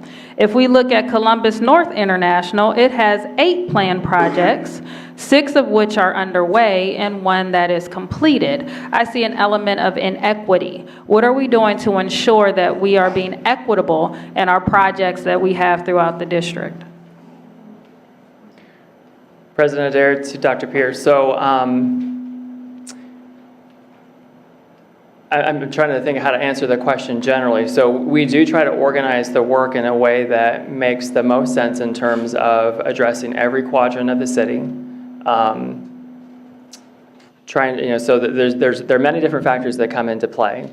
I don't know that I'm going to have any one good answer that's going to answer the question. But what you will see are that, just to address the specific question, so because of the facility task force work that was authorized last year, rather than running projects individually, we grouped every project into one large project. So that's the reason why you'll see at the North Building, you're not going to see any other standalone projects. We lumped everything into one large project to be able to get that work all complete while that building's unoccupied, versus we've taken a very different approach on the other projects where we'll run some of them singularly because we see better pricing that way, and some of them we'll group into areas or quadrants or buildings that are similar in nature.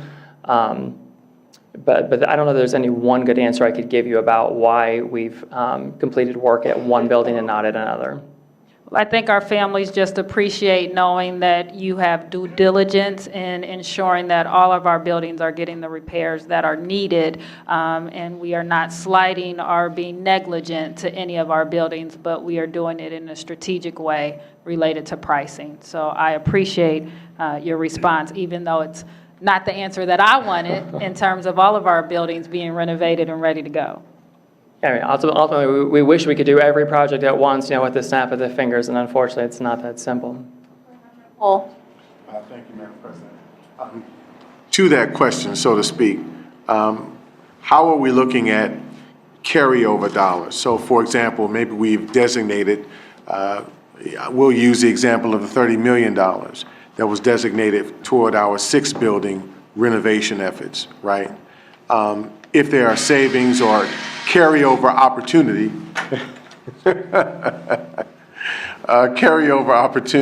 somebody else cared about the question too, I see. If there were carryover opportunity to other projects, are we identifying that? And is that a part of our, to my colleague's question, equity planning, so to speak? Sure, President Adair, to Board Member Cole. So we've obviously been tracking the projects all very carefully to make sure we're going to be able to complete the program at or under budget. We've not necessarily spent much time to this point thinking about if there will be carryover. As we enter into this final year of project planning, we are most definitely going to need to start looking hard to see if we will have residual funds, and if there will be residual funds, what we would recommend spending them on. I think it would be a great priority on our part and proactive on our part to overturn every stone possible. Agreed. Yes, sir. So this question is not to be answered right now and probably not even directed to you. My question, though, is have we thought about what happens when it gets hot again? And what is the plan for the buildings that do not have air conditioning? Because we need to be proactive and figure out what will happen when we hit a 90-degree day in June and August, because it's unacceptable what happened last year. This is not a shock. It will get hot. We have buildings that don't have air conditioning. So let's be proactive and figure out a plan. So I'm saying that publicly because I know that our families, that is a number one priority with their kiddos in those legacy buildings, and it is hot. So do not answer that now. That's not even probably to you. But that is something that we definitely want to hear about in the future months. We have time. It's still technically winter, even though it's not snowing. Ms. Reyes. Thank you, Mr. Trevino. When we attended the NSEP meeting, we kindly asked you if you could come and present where we were with the projects. I think I want to also encourage the board, if you have not looked at the last minutes from our last meeting, which Mr. Trevino actually put on our board docs. We were almost paper-free. We were really interested in the fact that we were doing savings, that some of the vendors that we had gone out and bid on the contracts actually were being creative. A lot of what the public may not know, a lot of our buildings are old. There are certain things that are 21st century that don't necessarily fit within our buildings. To Dr. Pierce, the North International, you talked to us a little bit about the elevator and making sure that all the kids had capacity, something very difficult to install in a very old building, Wi-Fi. You talked about even the AC systems, how Trane and some of the other bidders have become creative and were giving us a cost savings. So, and I believe the numbers were actually higher than the 281 that you just talked about in the lighting. So just wanted to share that there, maybe when we do this again, talk about how much the savings is. And also talk, I think one of the questions we asked was, do we then go and we can use that for something else? The answer obviously is no. It goes back into ensuring that we do have AC and you prioritize based on comfortable, safe environments for our children. So I don't know if that's a comment or a question or if you wanted to say anything about that, but I was very impressed by the team when we talked about some of the vendors and their creativity and what they're bringing and how they're thinking outside the box and with the ACs on the top versus going and trying to put in new vents. So I don't know if you want to mention anything about that. Yeah, President Adair, to Board Member Reyes, I think the one thing I would say is that I do think it's one of the hallmarks of the design-build process. So it's perhaps something that folks are a little uncomfortable with just because it's not quite as familiar as the hard bid projects that people are more familiar with. But it does allow that kind of creativity. It still has oversight, so we still have a district project manager as well as myself reviewing those projects. We also have a contracted services criteria engineer or architect to help guide us in that work to make sure we're getting good results. But it does just allow a level of flexibility that you don't get with those hard bid projects where an engineer is going to put every last detail on a piece of paper and then it's, who's the low bid that's responsive and responsible. So I think the process has worked well for us so far, and that's really been demonstrated by those contract savings that we've seen come back. Thank you.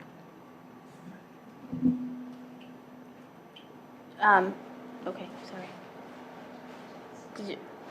I don't know what happened. Board Member Brown was in my ear a second. I'm sorry, I totally missed where we were. Everyone's staring. Any more questions? Yes. No, I don't think so. Back to you. Madam President, members of the board, that concludes tonight's presentation of the superintendent's report. Thank you, Mr. Trevino, for your presentation of the Operations Fix-It program. Good job.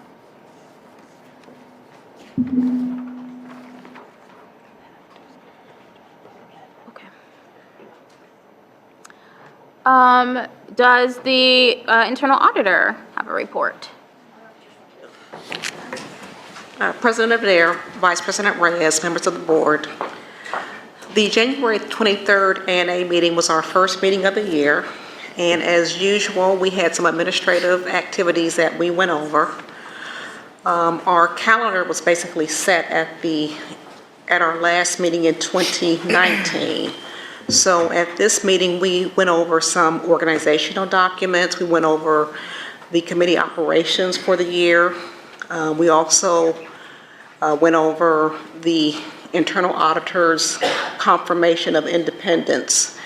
And that is something that's important because it's required by the Institute of Internal Auditors that our office be independent in structure and in action. And the way that we demonstrate that independence is first, all of the auditors sign a statement of independence. We look over our responsibilities and we identify any things that might pose a conflict of interest. If there are any identified conflicts of interest, I make sure that I address that either by assigning another auditor to that engagement, or even if necessary, outsourcing that work. So far, we haven't had to outsource work, but I have had to kind of reassign people based on any type of conflicts they might have with a family member working for the district or something like that. So that's very important. In addition to that step, the Institute of Internal Audit has basically interprets operational and organizational independence by certain activities that the board does. So they have identified six things that the board or an audit committee is supposed to do to kind of verify that the internal audit function is independent.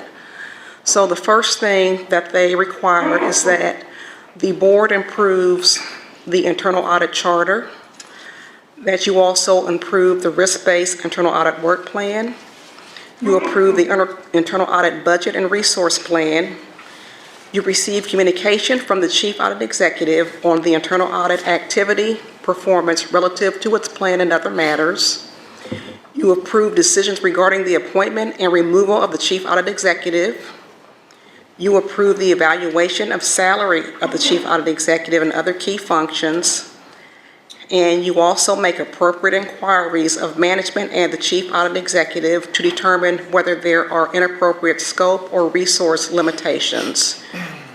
Either the board directly or through your audit committee performs all of those functions. So with that said, I was able to confirm that your Office of Internal Audit is operationally and organizationally independent. The purpose of the declaration is to assure the internal audit activity is free from interference in determining the scope of internal audit, performing work, and communicating results. And as I said, the chief audit executive must disclose such interference to the board and discuss the implementations. I can't talk tonight. Implications. And as I discussed with the audit committee, there were no such interference that I had to report to the board or to the committee last year. So with that said, getting to our regular activity, we've released, let me skip to the next page. We've released 2 audits and we reported on a third one, but the committee asked for additional clarification, so that report was not released. The audit reports approved for release, one was over the revenue and accounts receivable function, and another was over the buildings and grounds work order processes. Each report identified areas for improvement, and management has provided a corrective action plan for all items recommended for improvement. The Office of Internal Audit will return to each area to perform a follow-up engagement to determine the effectiveness of the corrective action plan.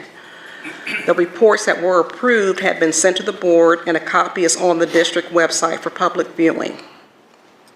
The engagement presented but not released was over payroll overpayments. The revised report will be presented at the February 27th meeting. Once approved for release, a copy will be forwarded to the board and a copy placed on the district website.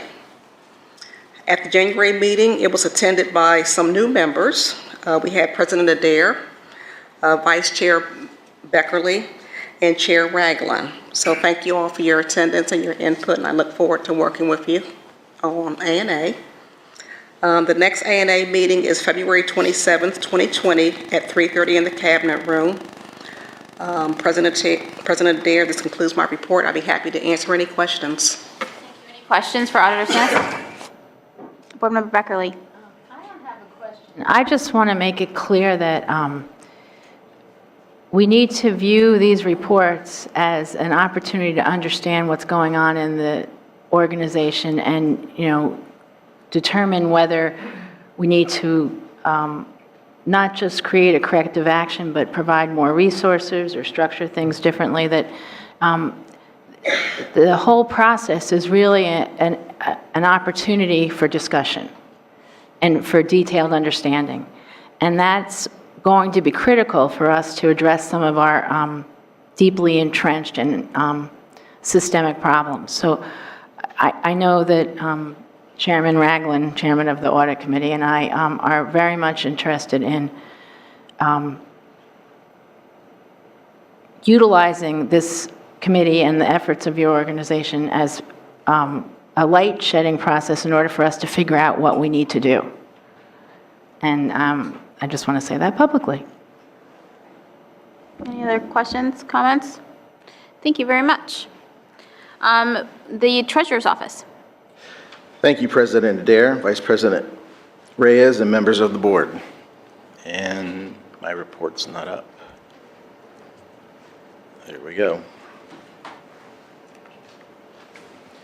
For the month of January, total revenues were up $33 million, or 6% over plan. Total expenditures were down $16 million, or 3% under plan, leaving a cash balance of $50 million over plan. Some revenue highlights for January. We received 4 property tax advances during the month, putting us $23 million ahead of plan. We will not know until we receive the final settlement, which is expected the first week of March, whether we will remain ahead of plan or not. State funding continues under plan as expected.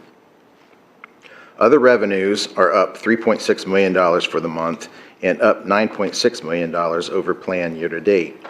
The main drivers of this variance are investment income and payment in lieu of taxes. Other revenues only make up 2.4% of the total estimated revenue in the general fund. Here's a breakdown showing what we have received year to date by major category. As you can see here, property taxes and state aid make up over 93% of general fund revenue. Next is a breakdown of all other revenues. It is broken down in 4 areas. Federal revenue, which is the qualified school construction bond interest reimbursement from the Internal Revenue Service. Property tax allocation, which is our homestead and rollback reimbursement. And other revenues, which includes interest revenue and pilot payments. Also is other financing sources, which include advances in and operating transfers in. This is a graph showing the year-to-date revenue variances that I had highlighted earlier. For expenditures, personnel is currently $5 million, or 1.4% under plan year-to-date. Salary and wages were $1.9 million, or 0.8% under plan, while benefits were $3 million, or 3% under plan. Purchase services remain under plan for a total of $8.6 million, or 5.6% overall through January. Community schools remain unchanged at just under $1 million under plan, while all other purchase services were running $7.6 million under plan, or 21%. This graph breaks down our spending by major category.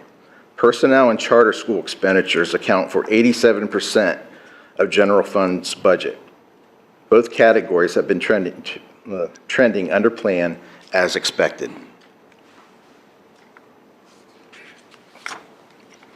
Here's a breakdown of all other expenditures. This category makes up 12.9% of the general fund budget, with purchase services that excludes charter schools making up 8.9%.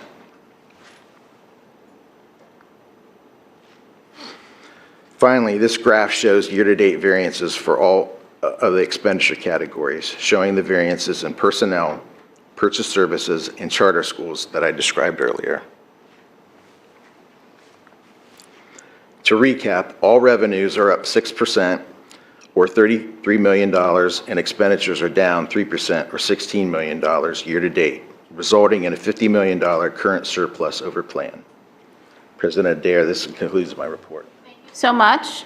Board Member Cole, any comments from the Finance Committee? Yes, thank you again for the work of the committee, the work of the treasurer in his office, Mr. McCammon, in your stead, Mr. Controller, thank you. I just want to make sure I reiterate the importance of state funding, the importance of the fact that we need to continue to advocate on making sure that we're at the doorsteps of our legislators asking for the support that our school district needs and deserves, that we don't have to continue to unfairly, in many instances, leverage the costs to our community and us at the table as well. We are not exempt. We are residents of the city of Columbus as well. So my own property tax is leveraged to ensure the cost of how we fund our schools. But I want to make sure that our community is well aware of that. In addition, I was excited to know that we are above plan. We are above plan in revenue in terms of property tax. So for any of us in the community who need to be a bit more educated on whether or not the school district is at some sort of major loss from property tax, we're actually above plan in property tax revenues. Now, as you saw, some of that is because we have negotiated through pilots payments in lieu of taxes to ensure that the district incurs the cost that it can get. It's not always what we want, but it is what we can get in any of these negotiations. In addition to that, we have the opportunity to leverage cost agreements with property tax revaluations. So when properties are reevaluated by the county auditor, we actually get to argue and negotiate those costs, and that's another way in which we that we recover revenue from property tax for commercial property. So I really want to stress to the community, those in this audience and those who may be listening or viewing, that this is a district that is doing its due diligence as much as the law, the Ohio Revised Code, permits us to do. We are not sitting idle. So again, just wanted to stress, we are really advocating hard to make sure that we're at the doorstep of our legislators, asking for our fair share. Additionally, we are demanding fair share from commercial property owners as well, as we look at recovering revenues for the district. Thank you. Thank you. Any questions? Okay, thank you. We will move to item 8, or section 8, 8.1. We have a presentation today from students from Walnut Ridge High School who are doing a project as part of the Rotary Service Above Self project.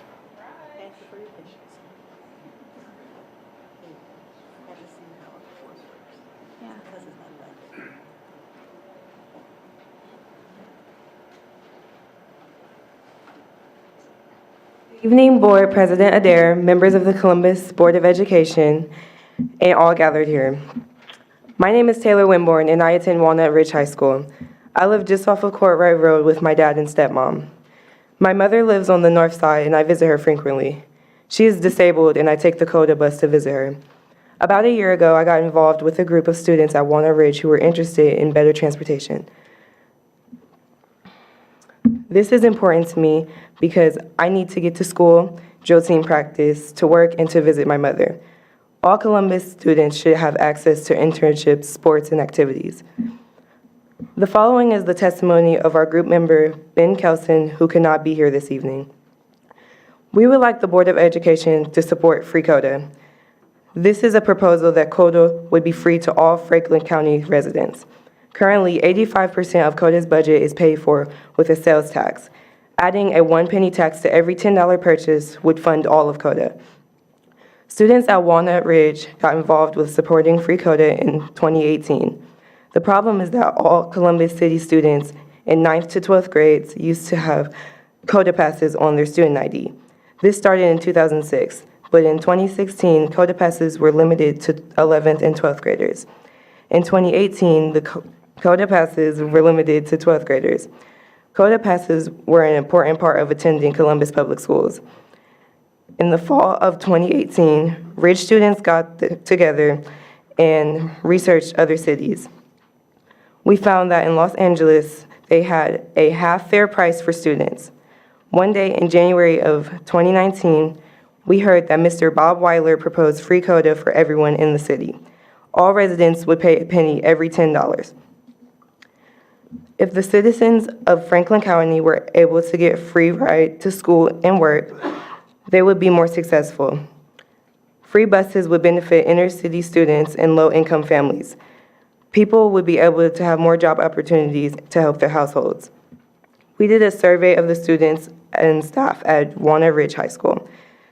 96% of people at our school supported free CODA. These are some of the comments people made. Our custodian said we have students waiting until 10 o'clock at night for a ride for sports and activities. It'll help people get places like doctor's appointments. People could do more after-school activities. We could build a new generation of bus riders. I will be able to get a job to support my family.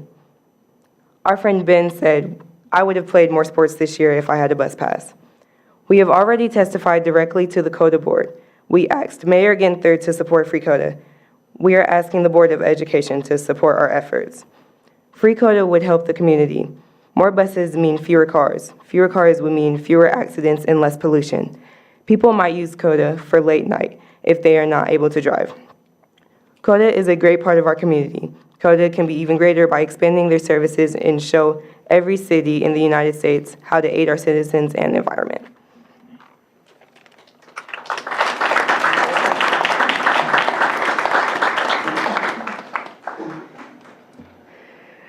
Good evening. My bad. Good evening, Board President Adair, members of the Columbus Board of Education, and everyone present. My name is Dominique Jackson, and I'm a junior who attends Walnut Ridge High School, and I'm here today with a few other individuals to ask you for your support for free CODA for all of Franklin County. A little background about me is that for about 2 decades, my grandmother worked for CODA. She seemed to enjoy it until she got sick and retired. About 5 or 6 years ago, my mom and her now ex-partner, my sister and myself continuously rode the CODA bus. We were grateful that the CODA bus got my sister and I to school and my mom and her ex-partner to work. But that money started to add up. At first, my sister and I could ride the bus for free, but it cost $4.50 for a day pass, which means that weekly, both my mom and her ex-partner ended up spending $63 a week. That's around $135 a month, and that's around $1,620 a year. When my sister and I got older, we had to pay for bus fare, which means we had to double up that total. That was a lot of money, and we were barely just getting by. If CODA buses were free, that would be a strain lifted off my people's shoulders. Free CODA will also allow young teens, like myself, to go to work and help their own families with income. Although if teens start working to provide for their families, there isn't a lot of money left for them. Yes, teens can now use the bus to get back and forth to school, work, or sports, but with minimum wage being around $8.55 to $10 an hour, teens aren't really getting huge checks. That means that weekly $63 puts a strain on them financially as well, which is why CODA buses should be free. There are already free buses in places like the Shore North and German Village. They have the privilege to have free CODA, so why can't we expand free CODA to all of Franklin County? As stated on the CODA website, Downtown CPAS provides eligible downtown workers with unlimited access to the entire system of CODA. Thanks to the partnership of the Mid-Ohio Regional Planning Commission, eligible workers can use the C-Bus at any day, at any time, on any route. There is no cost to employers or employees to participate. There is also research that shows the Ohio State students get to access free CODA for the cost of $13.50 per semester. This seems very unequal. It is a benefit for all of Franklin County if we could just have the privilege of free CODA. Please pass a resolution to support free CODA for students, parents, and families of Columbus City Schools. Thank you.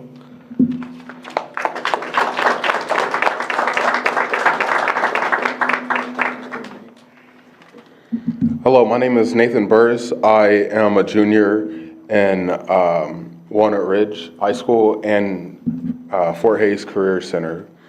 Recently, the Bushland and Australia has been on fire, killing many wildlife and 26 people. Amazon fires threaten habitats and are burning rainforests, which are used to supply the 20% of Earth's oxygen. That's the Amazon, by the way.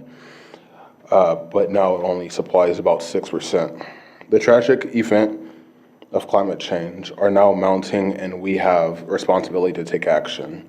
Collectively, cars and trucks account for nearly 1/5 of all U.S. emissions, emitting about 24 pounds of carbon dioxide and other global warming gases for every gallon of gas. A typical passenger vehicle emits about 4.6 metric tons of carbon dioxide per year. This assumes that the average gasoline vehicle on the road has a fuel economy of 22 miles per gallon and drives around 11,500 miles per year. Every gallon of gasoline burned creates about 8,887 grams of CO2. Particulate matter and other pollution have dramatically decreased over the last 40 years, in large parts because of regulations of Clean Air Act in 1970, and is later updated in 2009. There were moves to regulate climate warming greenhouse gases under the Clean Air Act. But as Greta Thunberg and my generation have noted, it's still not enough. A Coda bus can fit about 40 people, and if those people who have cars take the Coda bus instead, then they're going to be saving a lot of, if people who have cars take the buses instead, it would be shrinking the amount of CO2. And again, the number one reason of pollution in the world is vehicle exhaust fumes. If we have free Coda in Franklin County, then people will decide to use their cars less and take the Coda. This means less pollution because Coda has electrical buses and hybrids. Please support free Coda by passing a resolution, help save our environment by promoting mass transit. Thank you.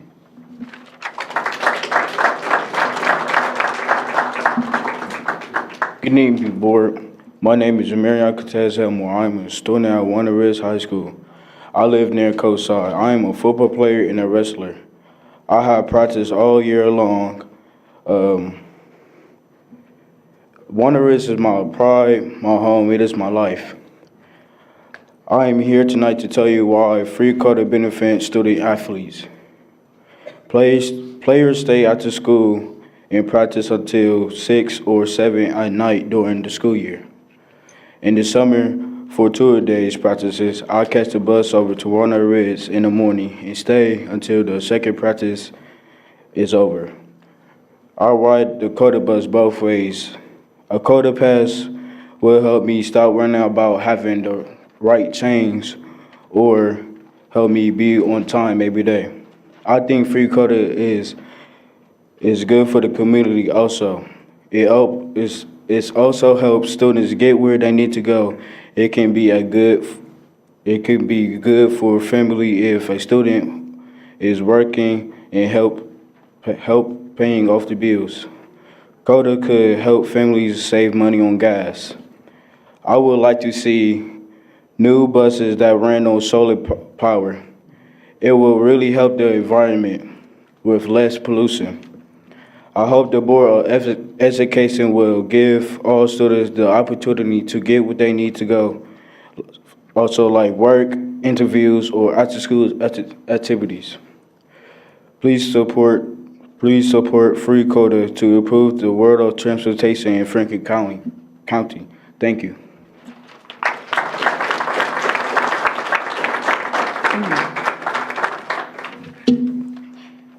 Good evening, Columbus Board of Education and guests. We are coming to you because you make the decisions for all Columbus City schools. We hope you will use your authority to be behind us as we fight for having free Coda for more students like us. My name is Jemiah Broom Lane. As a junior attending Warner Ridge High School, I believe free Coda could spread and have a huge impact in Columbus.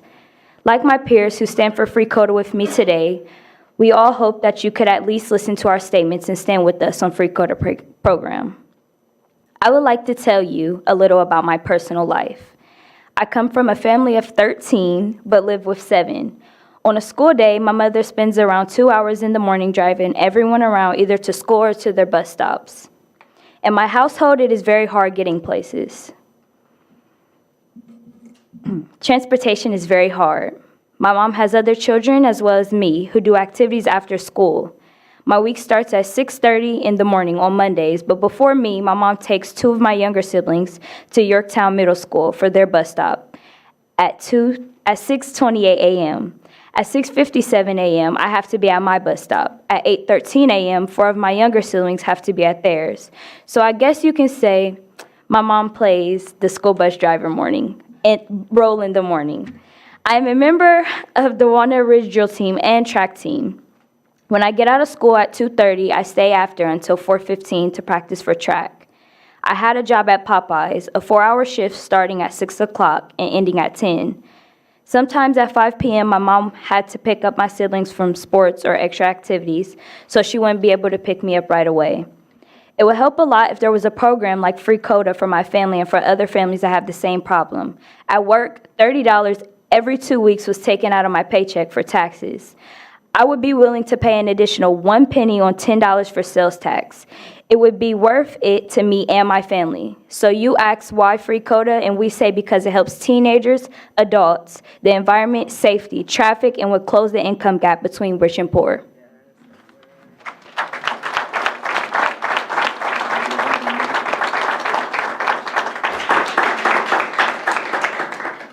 Thank you so much, students. I'm going to thank you for being part of this project and for being so passionate about advocating for an issue that you believe in. And you are absolutely right. This whole city is talking about this concept of equity. And it does come down to things like providing transportation that matter to people. The things that you shared with us, these personal things, help remind all of the grown-ups in the room, as well as the city, that we sometimes take for granted that we can just jump in our car, where you are not old enough to drive or cannot drive. And it's really important that we take and listen to you, because in order to solve things that this entire city talks about, things like affordable housing and better jobs for people and great public education, it does hinge on things like transportation. All of it is intertwined. And thank you for bringing that to our attention today. I'm going to see if my board members have any questions or comments for you. Yeah, you have grown-ups that helped you do this. I would like them to come up and be with you, and maybe someone can talk about the program that you are involved in.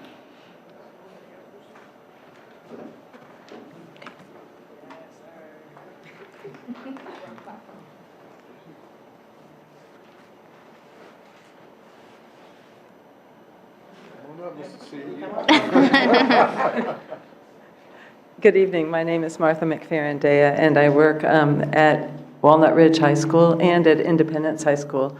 And I work with the program of Rotary Service Above Self. And so these students got the program started, or this initiative started under, to fulfill those requirements.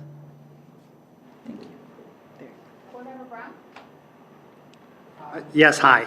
And thank you for the presentation. It was good. It was well done, and it's an important issue that you selected.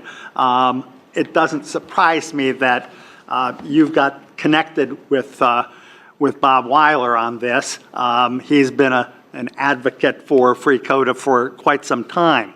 And I'm pleased to hear also that you have already been to the Coda board to talk about this. I don't know what the outcome of those conversations were and whether there's going to be some further discussion about it or consideration of the idea. But my question, you've done a great job in talking about the benefits that this would provide to each of you and to your classmates. And to some extent, you went beyond that and talked about the benefits to everybody in the community, to all of the riders.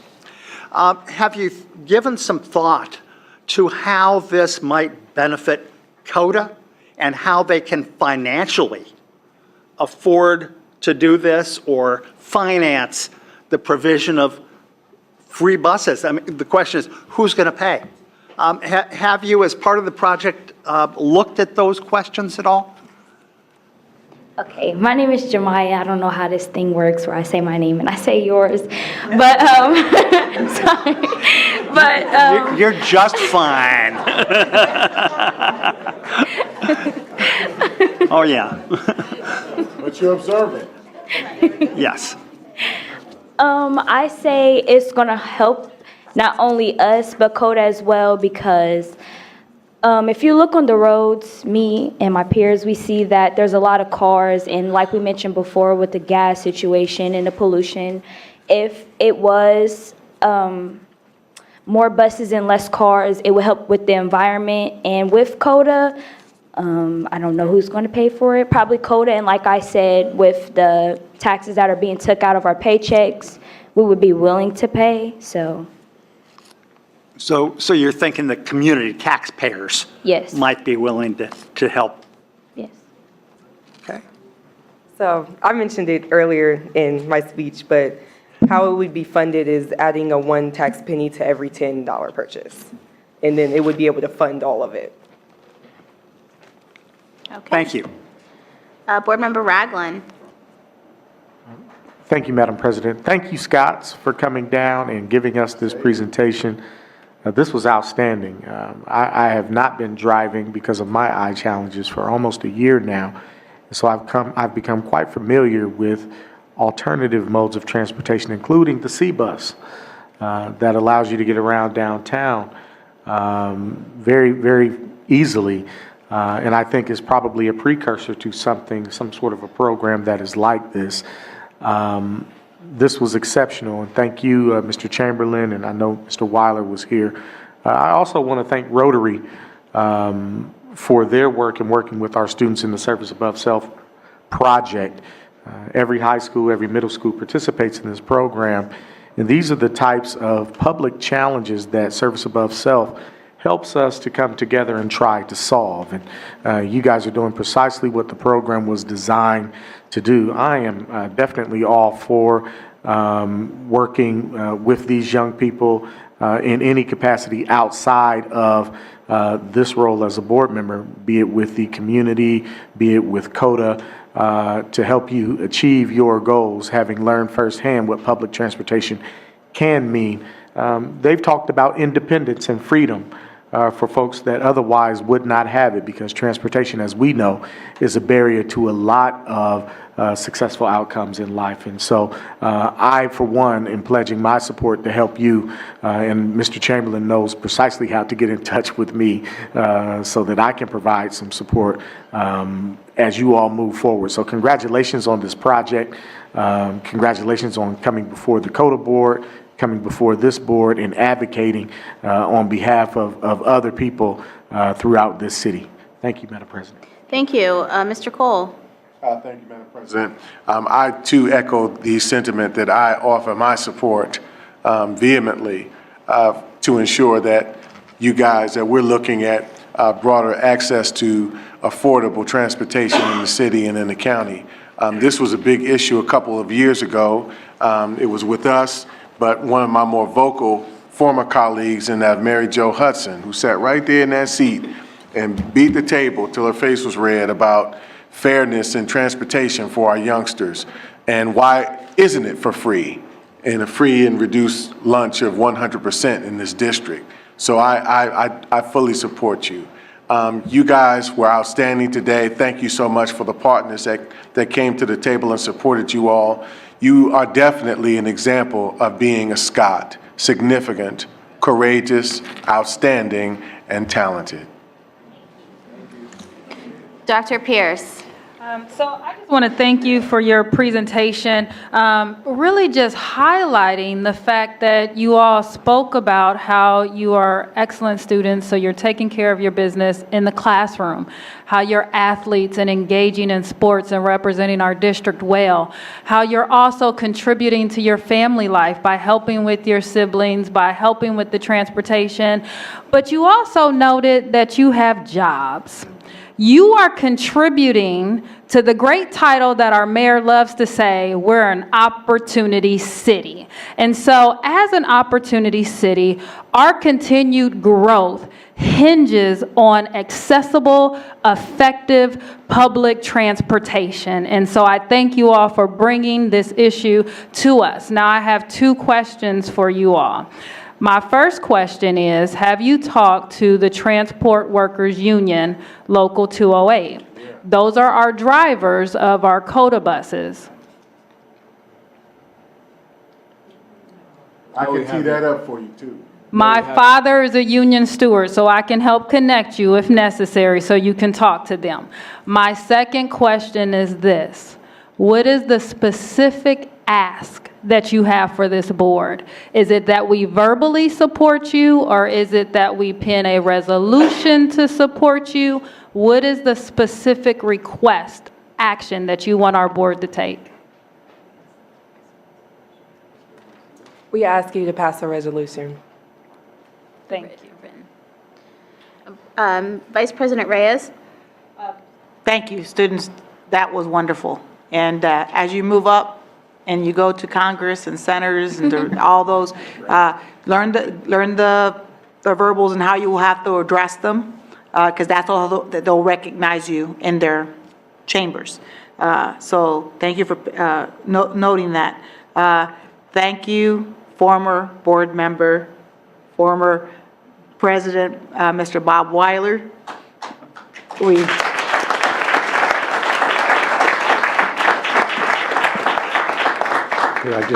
I was not planning on saying anything, but if I could just answer a question or two.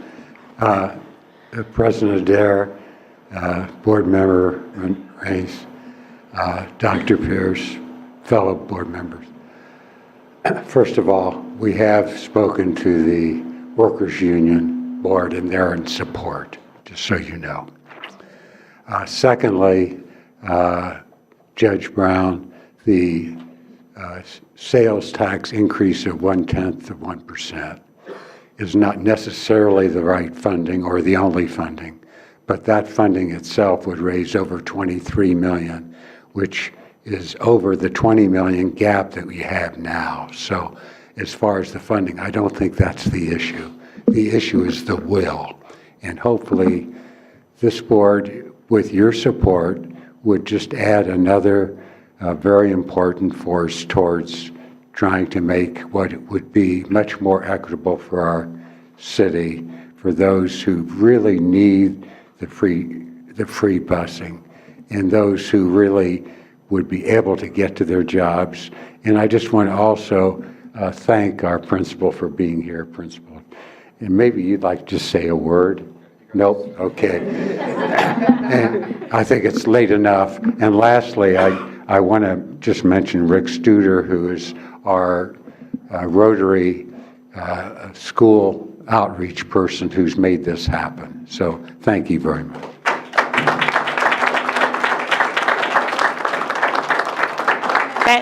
Thank you, Mr. Ryder. That wasn't actually my question. Sorry. That's okay. So my question kind of goes after Dr. Pierce. I would love to see the language that you'd like us to use and to work with our staff on what that language would be, because these are your words. My question would be, by when would you need it? As soon as possible. And then my other question is, who would you be presenting it to? Who else do you feel needs to hear this?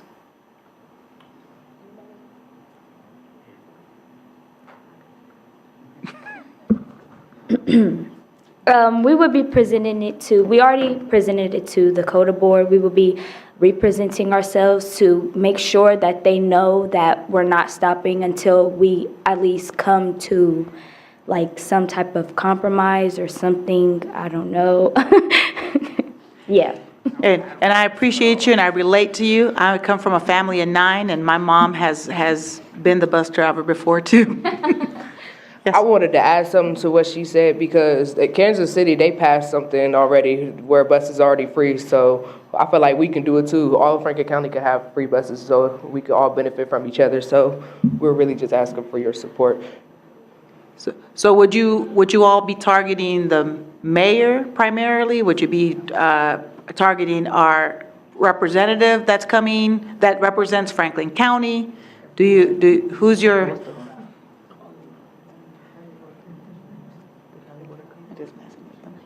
The County Board of Commissioners. We might be able to help. Sure. All right. Oh, and I'm part of that. They said Columbus City Council too, and I'm part of Youth Council, by the way, too. There you go. There you go. There you go. Who else would you petition? Whoever.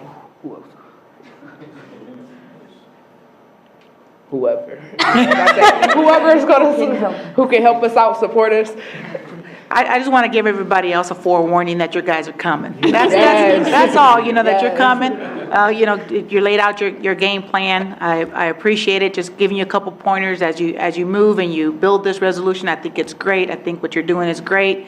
Get your game plan, know who you're going to get next, know who's going to be the person or the entity that's able to put this state tax up, who can create this for you. I think, again, echoing some sentiments, you guys are the ones that are going to continue to need these resources, use these resources, and you are taxpayers. If you're already working, you are a taxpayer, so you're not asking for a handout. You're telling our city, our county, our community that you're willing to also contribute to a change. Thank you.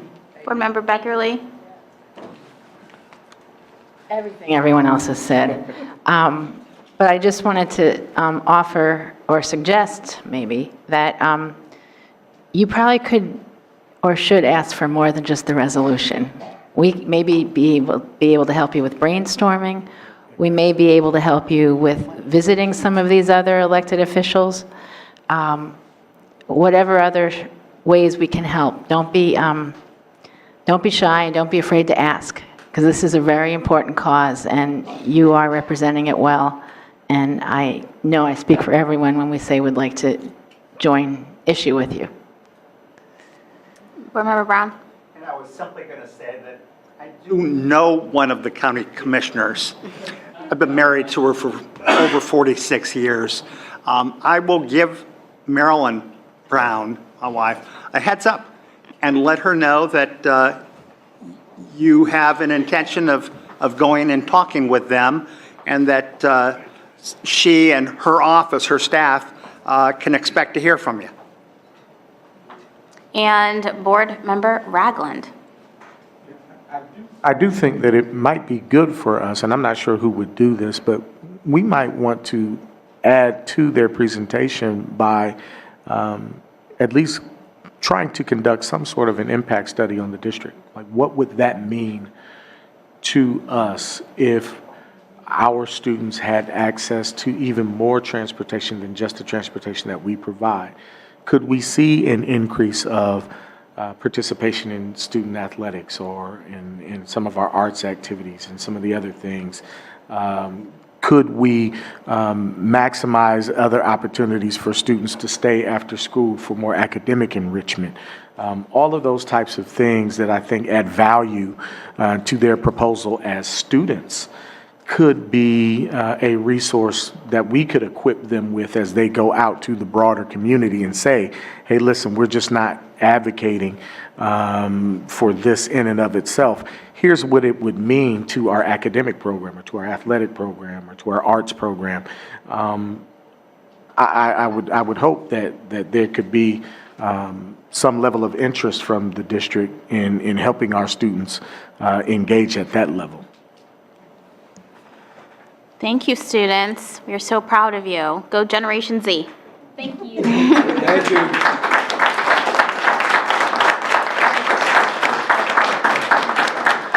Okay, item 8.2, resolution to urge reform of Ohio Ed Choice Voucher Program. As some of you may be aware, there's a hot debate going on at the State House just a short walk away, where some even in this room have participated in testimony. So I want to just publicly thank the treasurer, who isn't actually here tonight, but he went down on behalf of our district to provide support, to provide testimony on this issue. Also, our partners with CEA, they went out and had testimony as well, and our legislative director is down there now. And so we are in full force, and to support that, we are offering a resolution this evening, which Board Member Brown will be presenting. Thank you. This is a very important issue, and obviously it's very timely. The legislature is trying to get a handle on this as we speak. And they're there tonight again, and they'll be there probably every night this week debating this. So we're going to give them some assistance by sending off a resolution conveying our thoughts. The resolution is as follows. It's a resolution to urge reform of Ohio's Ed Choice voucher programs.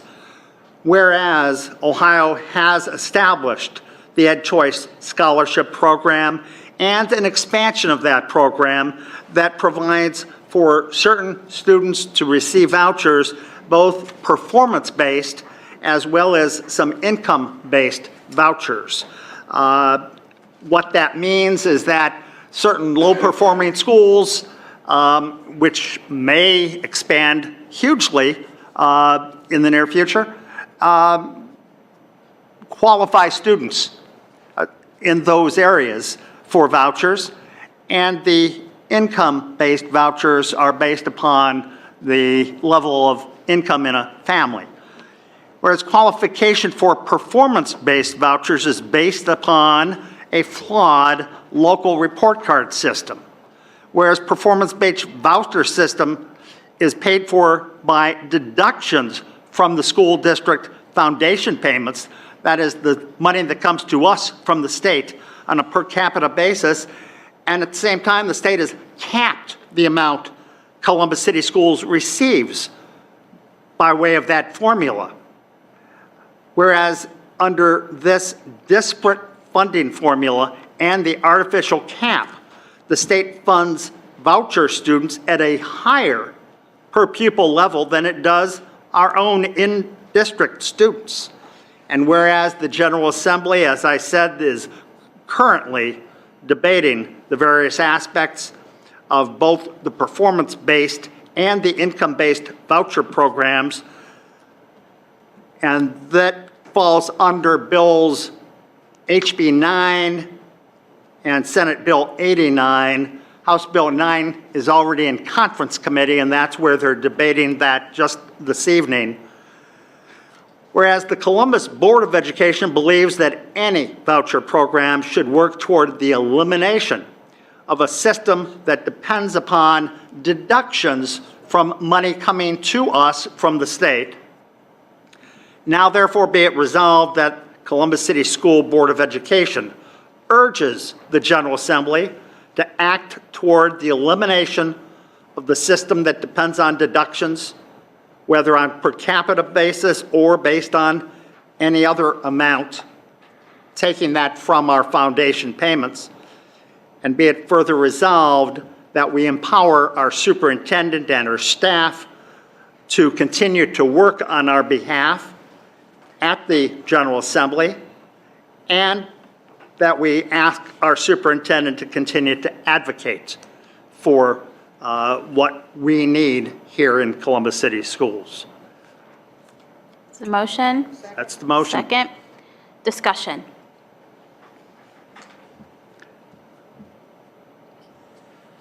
Call the question. Okay. Motion, call the roll. Yes. Mr. Cole? Yes. Dr. Pierce? Yes. Mr. Ragland? No. Vice President Reyes? Yes. President Adair? Yes. Ms. Beckerly? Yes. Motion carries. Thank you. We will get that down to the legislators who are debating. Okay, we are actually going to go into executive session. We will, Vice President Reyes will issue the motion, but for those of you that are in the room, we will come back to finish our meeting. Hopefully, this will be a very short executive session. Vice President Reyes, you offer the motion. I'd like to make the motion that the Board of Education recess into executive session per Section 121.22 G1 of the Ohio Revised Code to consider the discipline and dismissal of a public employee. Second. Yes, seconded. I'll call the roll, please. Mr. Cole? Yes. Dr. Pierce? Yes. Mr. Ragland? Yes. Vice President Reyes? Yes. President Adair? Yes. Ms. Beckerly? Yes. Mr. Brown? Yes. Motion carries. Thank you. We stand adjourned. We'll be back, right? I mean, but we're coming back. Recess, sorry. Not adjourned. Don't leave. We are back from executive session. All right, we are moving into item 10, which is the consent agenda. Any item may be removed from the consent agenda at the request of a member. Does anyone want anything removed at this time? Okay. Move we approve the consent agenda. Second. There's been a motion and a second. Call the roll. Dr. Pierce? Yes. Mr. Ragland? Yes. Vice President Reyes? Yes. President Adair? Yes. Ms. Beckerly? Yes. Mr. Brown? Yes. Mr. Cole? Yes. Motion carries. Thank you. We are now into item 25, announcements. In recognition of Black History Month, normally we do, traditionally, I want to say normally, traditionally we have done various types of resolutions and honored individuals who have left a lasting impression on our district. And tonight I wanted to do something a little different. And that is because, again, just as the students, when they were here talking about transportation and when we talked about LEDE, you're going to hear a lot this year about concepts of equity, prosperity, opportunity, and these are words all of our sister government agencies are using across the city. So the City of Columbus, the County Board of Commissioners in tackling issues of poverty, and even from the business community. And we are part of that government system. So understanding how we all connect is really important. And one thing about being able to achieve this aspiration or this goal of equity is to really understand who we are and where we came from. And so this Black History Month, that's what I would like to do, is take a moment to pause and reflect about the history, the true history of the Columbus School District. And talking about things like racism, segregation, systematic oppression. Because if we can't say these things as leaders, then we can't solve the problem. We have to know where we were in order to know how to go forward. And so I want to show a video. I think we're ready. And this was made by my daughter, and it's really geared towards kiddos. But I hope you enjoy it as well to celebrate Black History Month, our CCS Black History.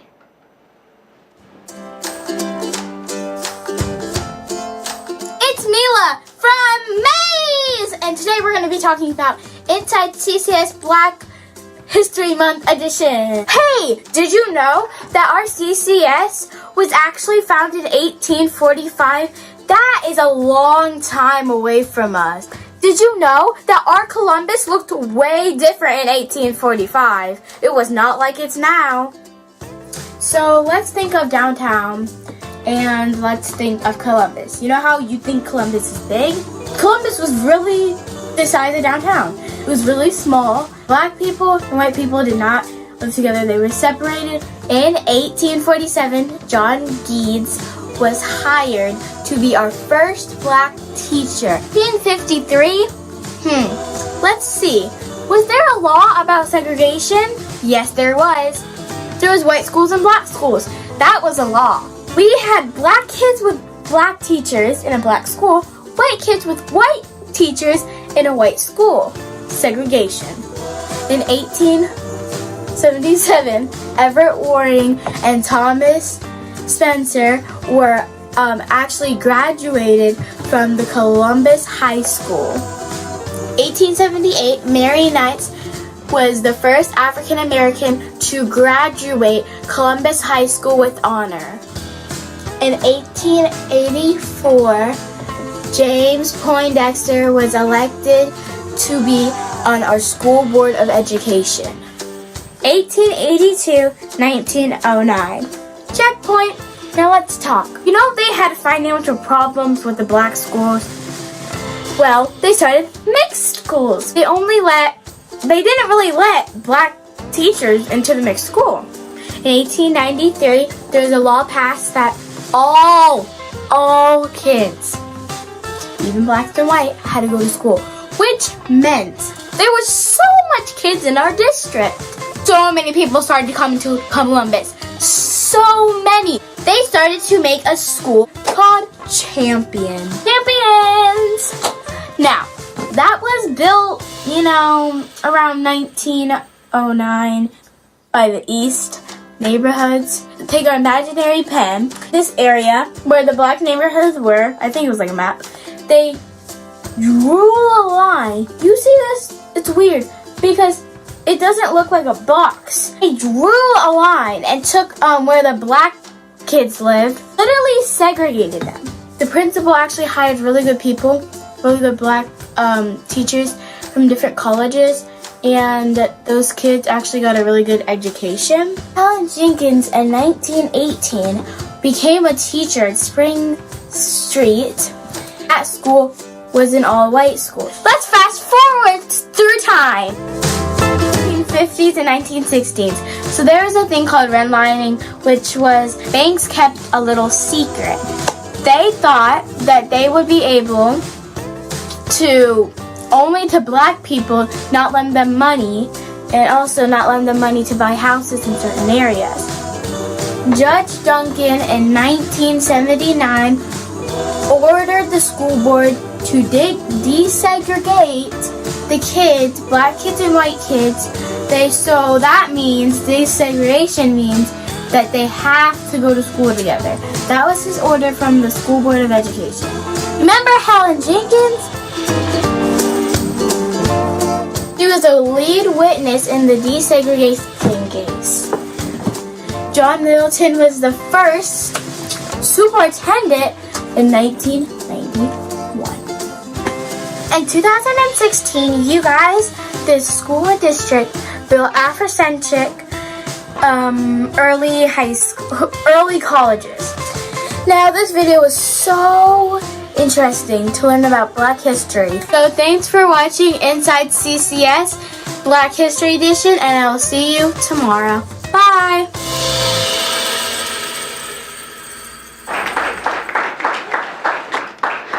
So she did a good job. Not all of it was, it was hard explaining like what redlining is. What did it mean to have different kids go to different schools? Because for her in the 4th grade, born in 2010, it's all foreign to her.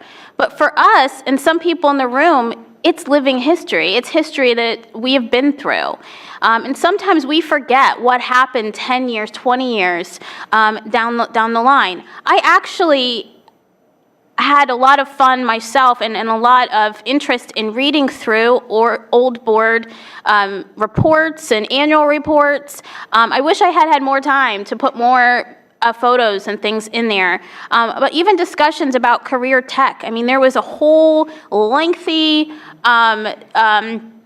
letter that the school board president wrote against how we shouldn't switch from common schools to allow career tech at one point. And so understanding our history and how we got here today is really important to how we solve issues of equity. And when I first asked Mila to sit and do the video, I said, well, it's for Black history. She goes, oh, I know all about Black history. I'll just talk about Martin Luther King and I got it. And I'm like, no, you don't got it. Do you know who James Poindexter is? Right, this is our own history. And so once she realized that that wasn't it, she was more than happy, as you can tell, to conduct and do this video. And she learned something, and she hopes that her friends and classmates watch it too. So I hope that other board members, if you have some interest in history or something that you would like to dig into, maybe more of these types of videos or not, you can just talk about it. You don't have to do a video. But to kind of share what our history is, especially since this is our 175th year, we have so much history, so much that's really important to consider. So thank you all for indulging me in that, and my daughter Mila, who had a great time. And I'll ask if anyone else wants to make any comments about Black History Month, or any other comments. Vice President Reyes. Yes, so I appreciate that. It's so I didn't grow up in Columbus, but my husband did, and he one of the things that he actually highlights for me almost monthly is the fact that he used to ride the bus when he was at a different school through the neighborhood that we currently live in that was not desegregated, which is now. So he talks about how he would look at the bus as his other fellow students. There was like 1 or 2 times that they were forced to go down for whatever reason, and they were just in awe about where the other side lived. So it's pretty interesting to hear about that history. But I wanted to just share a couple of points of pride. Also that our Urban Strings, under the direction of Catherine Willis, which has many of our Columbus City Schools students, performed at the reception recently for the Columbus Symphony. So it was, we're hoping that they'll come here and you all have the opportunity to see them perform in one of our meetings. But also the Columbus Youth Symphony performed with the Columbus Symphony. So many of our students had an opportunity to perform around a large crowd and be on the stage and dress up in the tuxedos and nice dresses. So it's kind of nice to watch them. You could tell they were so excited and trying not to move when they're up there. And then the minute they come into the crowd, they're just a whole different kid. But just that creativity and the opportunity that presented for our kids. So thank you, Columbus Symphony, for allowing our kids to participate. And just, you know, the mayor had his address at West High School, where they invited many of our students to participate. Any opportunity that our students have to be highlighted is wonderful. So please, hopefully many of you had an opportunity to see our West High School choir perform and our elementary kids perform, and wonderful comments from our board president, Jennifer Adair. And then to top off the week, we went to the mayor's luncheon at the UNCF and watching our mighty East High School Tigers perform. Always a great time. Our East High School kids talked today. It's just, again, an opportunity for them to be exposed to COSIDE, to be exposed to another diverse event where they can see our community in a different way, in a different light, and have our community see our kids having a good time and performing and just being engaged with the powers that be. I think it's so nice, so I want to just highlight that. Any other? Dr. Pierce. I want to give a big kudos to all of our students, including my daughter Michelle, my little cousin Russell, who's over at Berwick, that are working on their Black History Month presentations. So our schools have a number of different Black History Month programs that are going on this month. I encourage you all to go out and see those programs. In particular, I had the great opportunity to watch the Black History program and celebration over over at Independence High School. This program is definitely a history moment. It was started in 2017, proposed by Shayana Hinkleman, along with Nasirla Jones and administration, put together a board of teachers to help the students showcase the talent within the school related to singers, dancers, spoken word, acting, but it always connected back to Black history. So the first year was called Mansa, which celebrated Black kings and queens. The second year it was Sankofa. The third year it was Restore Your Roots and making connections to Africa and other Black diaspora. And then this year it was about justice and injustice. So again, I want to thank our staff, our students, our families that are helping our students learn about the rich history and legacy of Black individuals, not only in our Columbus City School District, but our city, throughout our state, and throughout our world. You are instilling within them a firm acknowledgement that Black history extends far beyond February, that it literally is our history. Even though we highlighted in February, Black history is our history, and it should be incorporated every day of the year. So again, thank you to our educators, families, and students for doing that. Thank you, Dr. Pierce. Any other? Board Member Ragland. Thank you. Mr. Brown, could you upload that photograph for me? This is the Dollars for Scholars program at Champion Middle School. Each of these young men made the honor roll for the first 2 quarters at Champion Middle School and were given a financial reward for their academic success, anywhere from $5 to $40. The young man that got $40 because he not only achieved a 4.0 grade point average, but he also helped another young man who was not on the honor roll the first quarter achieve the honor roll the second quarter. And so I want to thank Principal Stephanie Bland, Dr. Carter Womack, and the team over at Champion Middle School for inviting me to celebrate with these young men over at Champion. Just last week, we spent a lot of time with them there, and they have goals to double the number of young people that are on that stage for next time that they have this, because they're all going to go out and try to help someone for the next time that they have this Dollars for Scholars program. And regarding Black History Month, my thoughts, thank you, number one, Madam President, for taking the time to do that research and work with Mila in putting together that presentation.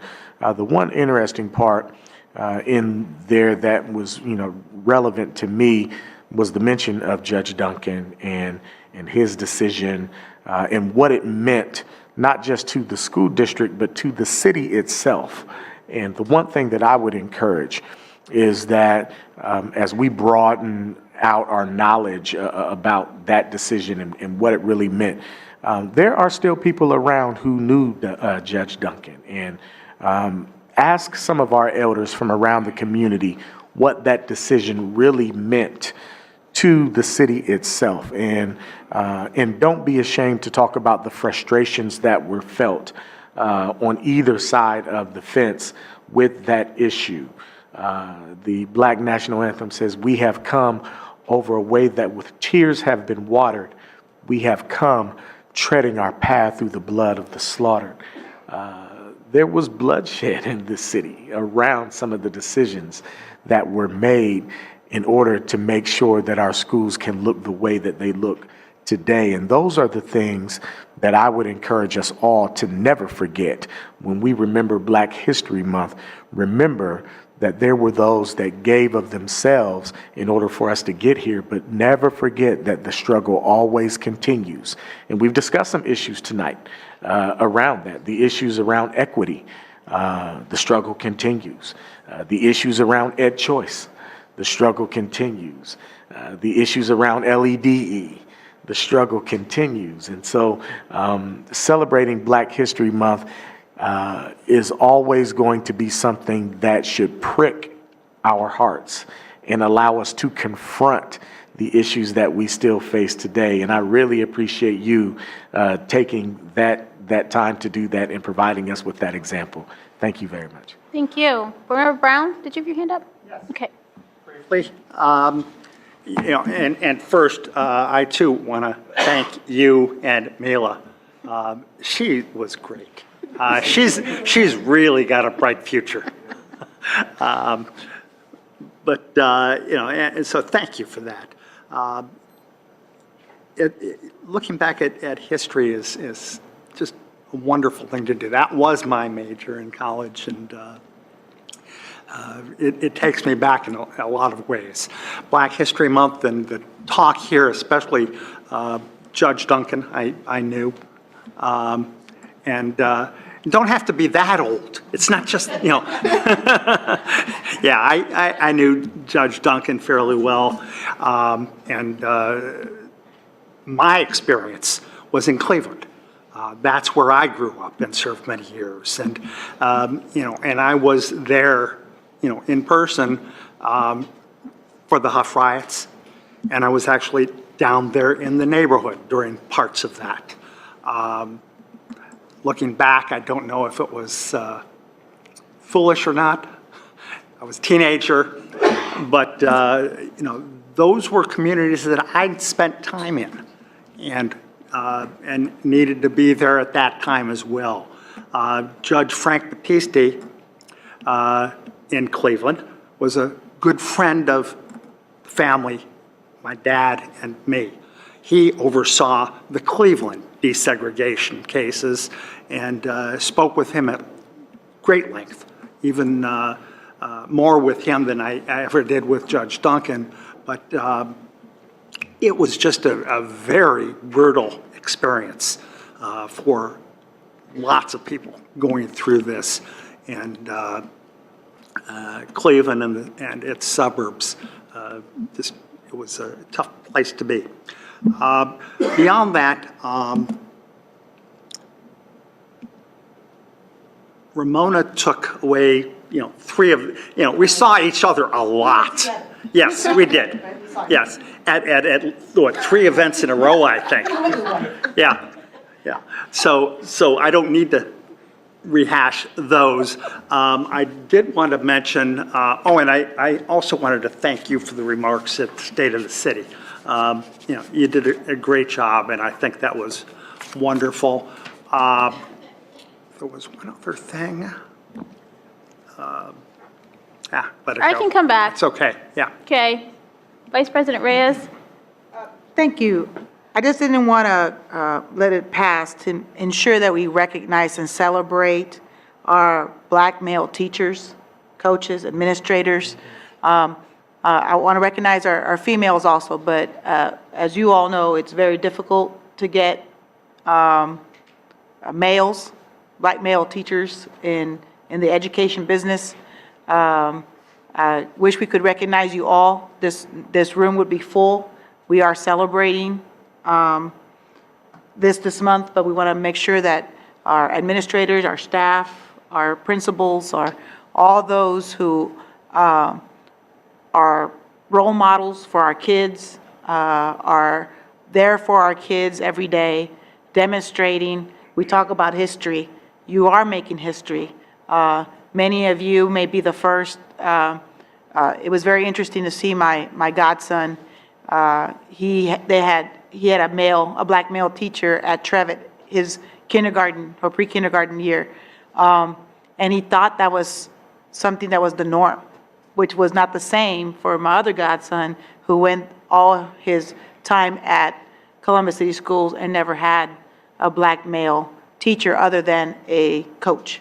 So to see the different perspectives from somebody who's been through the system and seeing it from a 6-year-old's eyes is just amazing. It shows that we've made progress, but it shows also how much more we need to do. So I encourage our kids to continue to look at education. We talked about career tech today, but I still feel that we need to encourage our students to look at the education as teachers, administrators. So thank you for all of our staff. We celebrate you today. And Board Member Cole? Thank you, Madam remember? President. There are two hyphenated words that come to mind for me. The first is self-worth. Self-worth. The second is self-determination. As I think about my own childhood, where I struggled with this idea of self-worth, living in any number of communities where we were epithets as opposed to people, where we were epithets as opposed to respected neighbors. Self-worth, self-determination. 4 to 5 youngsters standing before us, saying that they deserve, and we need, this community in fact deserves, its most needy deserves, accessible transportation. Transportation that's affordable. You talk about the struggle continues. That's unfortunately all we know about Black history is struggle. This false notion that our history began in 1619 on the shores of Virginia, and it did not. Every gift of modernity, every gift of modernization came from African people, whether it was civilization that they brought to Europe at a time they ran Europe for 700 years, whether it was that, to the computer, to the cell phone, to the very piece that makes your phone screen is only found on the continent of Africa, nowhere else in the world. This false notion that all of our history is nothing but struggle, when it is not. This self-determination, this self-worth just came to mind. And I'll share my own quote, that we are worthy of our wildest dreams for our greatest selves. I said that some time ago on TV, and I'm saying it again, because any of us who have this idea, and some of us even grown folks struggling with this, as Black folks, we are worthy of our wildest dreams for our greatest selves, if we just believe it, if we love enough, and we work with everybody enough to make sure that that happens and that's realized. So I just had to say that, because Black history is so much more than how much we were slaves and how much we've been suffering de facto segregation and the remnants of that to this day, that have us talking about equity instead of liberation. I want liberation. I want Amistad, give us free. So thank you for this acknowledgement. I want to make sure that we acknowledge Black history, like you said, my sister, in everything that we do, because we are worthy of this. We deserve the title of American. We are entitled to the title of American. We are. And sometimes I think that we just don't know that enough about ourselves to even accept it. Thank you. Thank you. Any other comments? All right. Is there a motion to adjourn? Oh, sorry. You remember? Oh, okay. And it was one of the more important Oh, items. okay. Board Member Brown. Yes. Okay. You can vote in the primary election Oh, yes. starting tomorrow. That is It's important. now too late if you haven't registered or if you moved and didn't correct your records. The last day was today, but you can vote beginning tomorrow in person at the Board of Elections or by mail absentee. And you'll be able to vote nearly every day between now and Election Day on March 17th. So please get out and do it. It's an important election. It's not only a presidential primary, but Columbus State is on the ballot.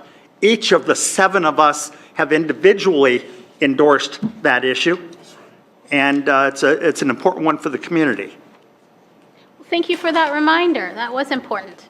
Thank you. Is there a motion to adjourn now? I move we adjourn. Okay, second. Call the roll. Mr. Ragland. Yes. Vice President Reyes. Yes. President Adair. Yes. Ms. Beckerly. Yes. Mr. Brown. Yes. Mr. Cole. Yes. Dr. Pierce. Motion carries. We stand adjourned. Thank you, everyone.